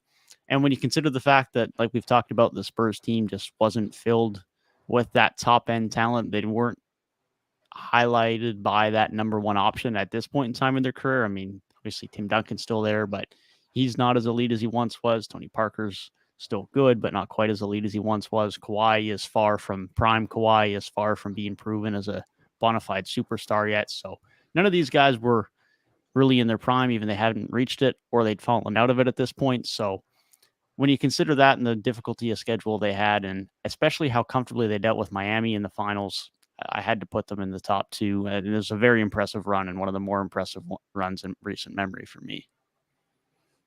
See, I like that. I can respect that. That's a very good number 2. But in my opinion, my number 2 has to go to the 2016 Cavaliers. Absolutely. The Cavaliers, that playoff run was impressive, and I'm more specifically talking about that NBA Finals. This is one case where I'm weighing the NBA Finals. I have more like 75% in terms of my judgment, and the lead up is more like 25%. Because I'm not gonna lie, the lead up was pretty easy, but in respect to the Cavaliers, you're the number 1 seed. I mean, you're supposed to have an easy go on your way to the NBA Finals, and that's exactly what it was until they ran up against the Golden State Warriors. And that 3-1 comeback, that series, what LeBron said is what solidified himself as the greatest player of all time.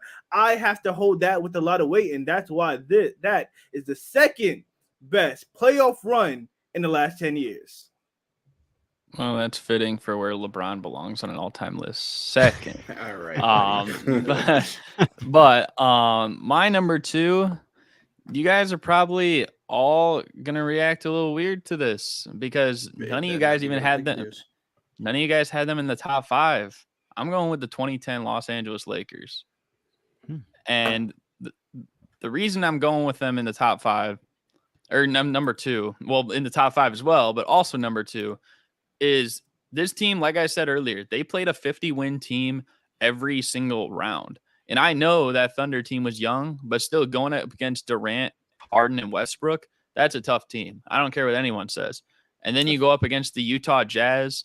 I know the Jazz, maybe that was, of all the teams that played, maybe the weakest team, but people just forget kind of how good the Jazz were consistently every year. Like, they were a 50-win team multiple times. They made the conference finals not too long before that. And they had a prime Deron Williams. This is around the time where people were saying, hey, is Deron Williams the best point guard in the league or is it Chris Paul? This is around the time that debate was happening, alongside Paul Millsap and Boozer. And they had a lot of quality players on that team too. And then you go up against the Phoenix Suns, which personally, I feel like this is Kobe Bryant's best series of his career when you factor all things together. But you go up against a Suns team. Yeah, they didn't have Sean Marion, but still Nash, Stoudemire, Jason Richardson, and a lot of quality players on that team. And then you go through the Boston Celtics, who they beat you the last time you guys played in the finals. You know the history. You're down 3-2. And in the last 2 games, like, they overcame a lot and they still pull through and got the W, especially when Kobe was injured for parts of that too. And I got to give them all the credit in the world for that. I mean, I don't think enough people talk about just how hard, not just that run, but all of like the runs were in the later Lakers finals runs in the Kobe era. And that one was like the most because it was really like the stamp on top of it all. I mean, like, it gave Phil Jackson 11 rings as a coach, basically matching like Bill Russell as a player, and then also giving like Kobe his 5th, which was big because everyone talked about him and Shaq. The reason I edge it out a little bit over the Spurs is because when we think about the Spurs, they've had kind of similar moments like that where they've been the 1 seed or been a higher seed, and maybe sometimes they get a little bit lax from the media's sake based on like how things went. In 2011, they lost as a 1 seed, and it seemed like nobody had much to say about it, especially compared to a lot of the other 1 seeds that lost because it's like, oh, they're the Spurs. Or like in 2008 when they played the Lakers and like, oh, it didn't matter because it's like, oh, like they did pretty good, But the Lakers, bro, they're going to have a spotlight on them no matter what. And I gotta put it number 2. I think the competition of my number 1 team and probably all of our number 1 teams is a little bit better personally and more impressive with how they handled it. But I got to give this team a lot of credit because, man, they went through a challenge every single round. And this is off the last 2 finals runs they made. They played 7 of the 8 teams they played were 50-win teams too. And the only other one that wasn't was a 48-win team. I believe it was the Denver Nuggets, who had Allen Iverson and Carmelo Anthony, which talent-wise, that's a tough team. Or excuse me, my bad. It was a Jazz team. It was one of those Jazz teams as well. But every other year, like, they were like a consistent 50-win team. I'm putting them number 2. I know you guys don't agree, but hey, I gotta give them credit. I respect it. It's one of my personal favorite finals runs, and I almost had him top 5. So I get it. Trust me, I get it. So number 1, I feel like this one could be quick. Unanimously. Let's all say it in unison. 3, 2, 1. 2011 Mavericks. 11 is Mavericks. Jason Terry, owning LeBron. I'm sorry. Bro, in terms of like number 1, the way you got to the finals by sweeping the previous the defending champions. That's not regular. That's not regular at all. They swept them. They got the brooms out. Kobe got swept. I remember like watching that game, and I was like, yo, they really about to get swept right now. The Dallas Mavericks about to go to the finals. And there was another thing too, like this was so unexpected for them. Like they were a good team. Obviously, the West was filled with good teams, but the finals and in the fashion that they did so impressive. So like it's just wow. I'm at a loss for words speaking on it now. That's how like legendary this run was.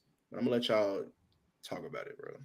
Nah, that run was really, really impressive. Shout out to my boy Dirk Nowitzki. In that playoff run, there was literally 3 players on the Dallas Mavericks that averaged in double-digit points, bro. It was Dirk with 27 per game, Jason Kidd with 17 points per game, and I believe Jason Terry with about 11. I mean, that it's on. I think you got it mixed up, but yeah, I think it was Terry with 17, Kid with 11. Like that. Oh, okay. Yeah. Also, Terry was cooking. Yeah. Terry was 17. They didn't sweep them in with the 11. conference finals. They didn't sweep them in the conference finals. Swept them in semis, but you get it. Oh, I didn't even catch you. But yeah, sweeping the Lakers in the second round. I mean, obviously, Kobe and Powell, they it was just off. They had regressed a bit in that series, and then going to the Western Conference Finals, beating a hungry young Oklahoma City Thunder team. I absolutely love that this is on Dirk's resume. Then going to the finals, JJ Barea was X Factor, absolutely. And then going to the finals and beating the newly formed Miami Heat. Yo, Dirk deserves a statue in Dallas. I'm not gonna lie. I think he has a road named after him too. He does have a statue. I'm bugging. He does. He does have a statue, but I think they named the stadium road after him, or like one close to or something. But yeah, I mean, I personally agree. When you think about the elite players that they played in this run, it's not only like they just played LeBron, Wade, and Bosh, but then also like going through Durant, Westbrook, Harden, Kobe, Powell, and even in the first round, LaMarcus Aldridge and Brandon Roy. Brandon Roy was still cooking to an extent in that series. I don't know if you guys remember Game 4, which still personally for me, that Game 4 performance by him is one of the most entertaining ones I've ever seen. But you go through tough teams like that, and they didn't go to a single Game 7 either. That's another thing too. Like they basically were clear cut, like we got it done. And the other thing people love to forget is they did it without 2 guys that were starting for them in the regular season. Rodrigue Beaubois and Caron Butler were both injured throughout the whole playoffs. They did it without him, right? So I got to give him a lot of credit. Dirk was on a whole nother level, and he really needed that, I think, for his legacy, because I don't know how we'd be talking about him today if he didn't win that championship. And at the same time, like he's a scrub. Yeah, like people wouldn't give him the credit he deserves. So the fact that he got that, and it was in all of our opinions, the most valuable one of recent history, basically, like we got to give it a lot of credit. They had guys like Sean Marion and JJ Barea and Tyson Chandler. They all bought in. Jason Terry outscored LaFraud in the finals. I got to give him a lot of credit too. This Mavericks team was just insane to watch. And like, honestly, I know that was the year, like the Bulls were the best record in the league and D Rose was MVP, but I'm not even like mad that the Mavericks won, because this was kind of just still a fun team to watch. And it was like, man, like they kind of handled everybody. And the coldest thing of it all is Jason Terry getting a tattoo that they were going to be 2011 NBA champions before they even won the championship. So crazy. Did that? I That's didn't know that. yes, did, bro. he did that. That might be the most one of the most insane things ever. And then they go on and win it. This is, mind you, this is a guy who never won a championship. Think of anyone that's never won a championship in the league. Like, I don't even know, like a random person, like Russ Joel and or Joel Embiid or like Paul George. Let's say Paul George is a good one. Okay, let's say you got a tattoo, 2024 NBA champions, and then the Clippers win the championship this year. You know what I mean? People would be like, "Wait a second, I don't know," but Like, he does he did know? that. Yeah, but Does he he know? did that, and it got done. I got to give him a lot of credit too. So this is the greatest championship run in the 2010s, and I feel like it shouldn't even be really disputed. Absolutely.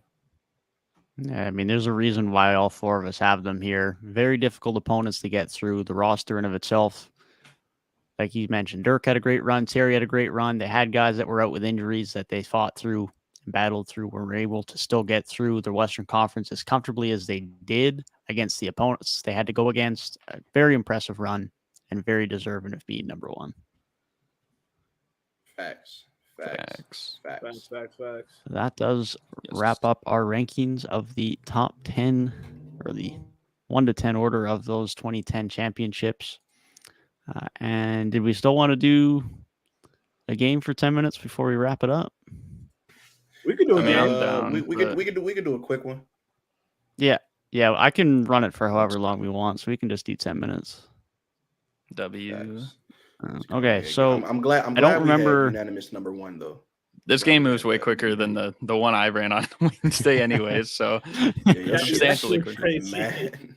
Well, to be time fair, ticking, like bro. Jay's internet went out and then Steph's did, so there was a lot going on. But Yeah, that's facts. Yeah, for sure.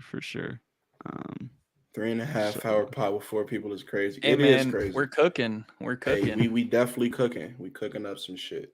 Facts. You know what I'm saying? we definitely cooking. So yeah, we'll just run it for 10 minutes. I don't think all four of us were here when we ran this game last time, and for people watching anyways, I will re-explain the game just so we're all clear.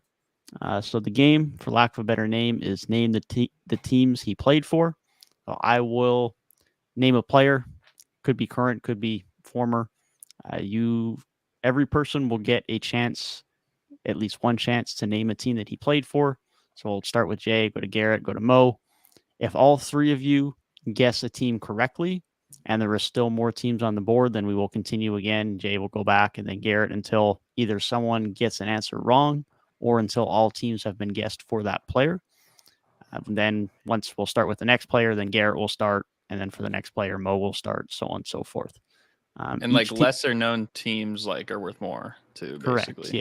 Yeah. The teams that a player either played the most for or is most prominently known for are 1-point teams. More so in the middle are 2-point teams, and the least known teams are 3-point teams. Any questions? No, sir. None. No, sir. Okay, so we will start the clock, and we will start with Jay. The first player on the clock is Derek Favors. Derek Favors, Utah Jazz. That is a 1-point team. Just one. He just won. Then Garrett goes. Okay, I don't know if he played with this one team, so I'm gonna go with the New Orleans Pelicans. That is a 2-point team. Okay, I'll take it.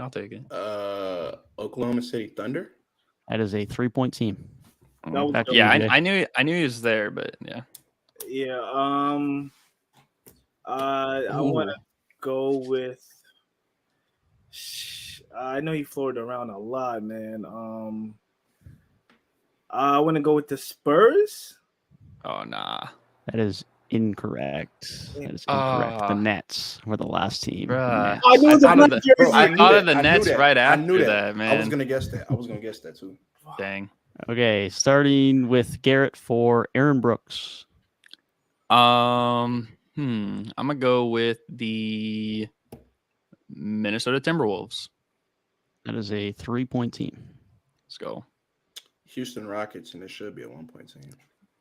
Houston Rockets. That is a 1-point team. Yeah, that was a good one. I was gonna guess Houston. Milwaukee Bucks. Milwaukee Bucks is incorrect. He never The played with teams them. in total is the Bulls, the Rockets, the Pacers, the Kings, the Grizzlies. Timberwolves, the Nuggets, and the Suns. I could have guessed any other team. I would have been right. Fuck. Wait, you said Pacers was on there? Yes, no. correct. Aaron Brooks Okay, I was did play for my Bulls. thinking that, but I'm like, Yeah. that would have to be, yeah. Yeah, for sure. Starting with Mo for Jan Mahimi. Wow. Washington This is a Wizards. crazy one. Washington Wizards is a 1-point team. That's all I got. Is it my Okay. turn? Yeah. Oh, Yeah. the Pacers. Pacers is a 1-point team. So that's the only one I got here. Okay, this could be a gamble. I'm not gonna guess one team because I know he played there, but I think this one will be worth more. Spurs. That is a 3-point team. Damn, How do you know that, bro? Yeah. Like, what's Bro. Back to you, what's Mo. your I'm a- problem? I'm a Jan Mahimi expert, bro. Jan Mahimi. Damn. Better reach deep in that bag. look who's talking. You didn't do too hot Toronto last time. Raptors. Toronto Raptors. That is incorrect. Damn it. Dallas Mavericks for the Was other that the team. last team? Dallas Yeah. Mavericks. Is that a 1 Yeah, pointer I or wasn't- 2 point? That was a 2-pointer. I wasn't Okay, thinking I that. made the right decision then with yeah, the Spurs. Yeah, you did. Okay, so back to Jay for You won a Luke title with them too. Yeah. Back to Jay for Luke Cornett. Luke Cornett, obviously the Boston Celtic legend. That is a 1-point team. Okay. I already know what Mo's gonna guess it. So, but I think he also played for this team too. I hope I'm not wrong. Knicks. That is a 2-point team. Okay, good. I thought he played maybe less there. I ain't gonna lie. For whatever reason, I'm blanking on teams. Did he play for the Hornets? That is incorrect. The The other three teams he played for was the Bulls, as well as the Cavaliers and the Milwaukee Bucks. He is an Bro, I equal thought you were gonna offense say them for NBA. sure. I'm so fraudulent. That's crazy. That's what I would have thought too. But moving on to Garrett for Montrezl Harrell. Montrezl Harrell. I'm gonna go with shoot. Did you get traded there last year? I'm gonna go with the Hornets. That is a 3-point team. Damn, yo, Garrett, fuck, that's mine. But you gotta get better, bro. I figured both of these will probably be 1-point teams. But do I go with the? I'm gonna just go with the safe one. No, I'm gonna go with the Lakers because Lakers. Lakers, that is a 2-point team. Yeah, Solid. I figured as much. Do I take the low hanging fruit or like?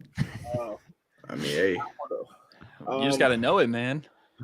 The Hornets is really my go-to, man. I'm gonna go Clippers. Fuck it. That is a 1-point team. That's based. I'm gonna go with the. I think he played half a year there. I know he played there, but I think it was only half a year. Is it? Let's go with the Wizards. That is a 2-point team. damn it! Wizards. Yeah. I know another for good more one. teams. He's got two Yeah, more. I know them Okay. both too. Shit, I gotta reach in my bag. 5 seconds. 3, 2, 1. Denver Nuggets. He can play for them. That is We incorrect. didn't even guess the team he was on. He's on right now. The Yeah, Sixers and the 76ers. Rockets. The Rockets. Oh shit. Yeah. Okay. He's literally okay. on the The Sixers. the Sixers one I can get some leeway for because he just signed there and he. Well, he He's was with been them there, last though. year, though. Yeah, he was there. For Remember the ladder thing Damn. with Giannis? he was there, bro. His ass wasn't getting no PT, so I forgot. I'm not gonna lie, that's fair. Yeah, he Yeah, does that's suck now. fair. Okay. Back to Mo for Alec Burks. Alec Ooh. Burks, Utah Jazz legend. Utah That's a Jazz. That is a one-pointer. 1-point team. That's the Alright. obvious. Who'd you say, Jay? Oh, New York Knicks legend. New York Knicks. That is a 1-point team. Okay, I'm gonna go with the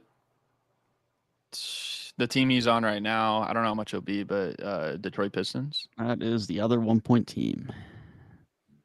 Damn. Back to you, How Malik. many- Burks. How many teams are left? 4 more. God damn. Oh Okay. shoot, bro, he was with Uh, Utah for a while. I'm surprised that Alec actually 4 more. Burks. Yeah, four is kind of crazy. Why can I only think of the Utah Jazz with Alec Burks? Like, what are the? You said the Knicks already. I don't think 5 he was, seconds. He been passed around, dog. Yo, Three. Pause. Come on. crazy. Yo, I didn't mean it. Two. 1. Toronto Why am I Raptors. blanking? No, he played for the Golden State Warriors, the Cleveland He did? Cavaliers, the Philadelphia 76ers, and the Sacramento Kings. I wouldn't I have guessed had, that. I Yeah, had the I- Cavaliers in my mind too. Yeah, I should have got the he's been Warriors. around. I remember that, but the other ones I feel like were blanking me. Yeah, the other 3 were all 3-point teams. So, but back to Yeah. Jay for Matthew Dellavedova. Deadly. Ooh, Obviously, the Sacramento Kings. Sacramento that's a good one. Kings. That is a 2-point team.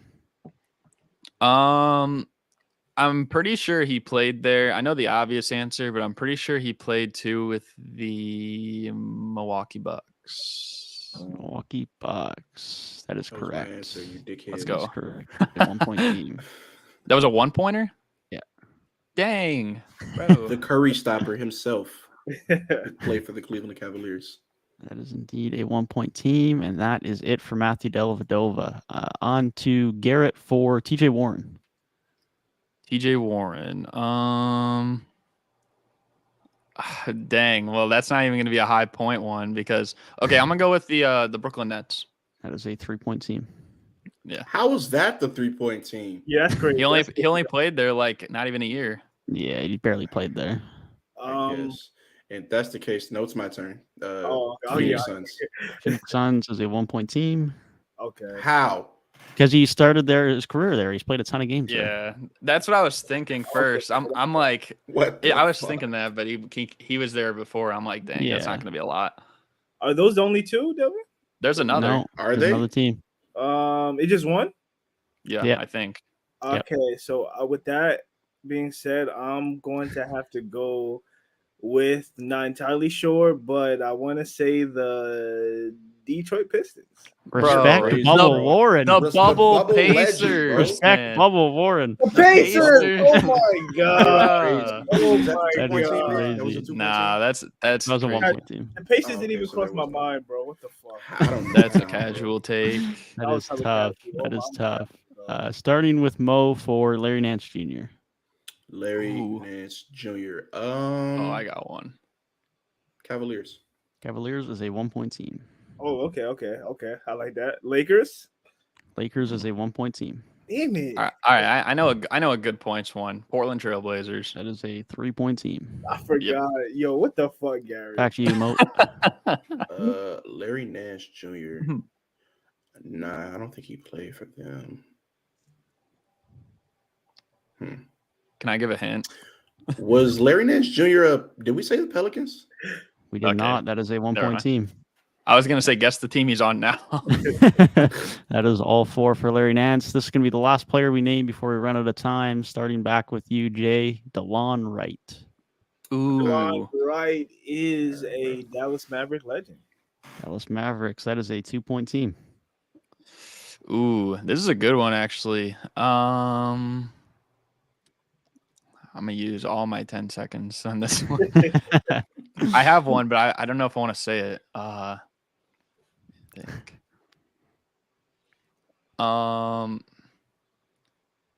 Okay, I think he played on the Pistons. That is a 2-point team. Okay, I'll take that. Lakers legend? Shit, I don't know where DeLon Wright played. I'm not gonna lie. He has not played for the Lakers. He That has also Wizards are on he has there, played too. for the Wizards, the Hawks, the Kings, the Grizzlies, and the Raptors. And Okay, that so is out I of was time for thinking us. Pacers too, but I'm like, that's not right. How much was the how much was the Wizards? How many points was that? The Wizards was a 1-point team. Okay, The I made a Raptors right were a choice. 1-point team. Grizzlies and Hawks were 2, and then the Kings were a 3-point team. I thought the Didn't even know Kings, he but I'm played like, for the Kings. I don't know if I want to risk that, man. But- Yeah, that's fair. Well, I feel more confident in this time. Yeah, I think you've got this one comfortably under wraps. We'll just see who gets second place here. So Garrett comes in with 25 points. Jay has 10. That's bad. That's crazy. Bro, that's Jelson's score last time we did this, bro. Bro. And Mo finished with 12. I didn't Not get bad. last. did not get last. Crazy. He did The not streak go is But- live. alive.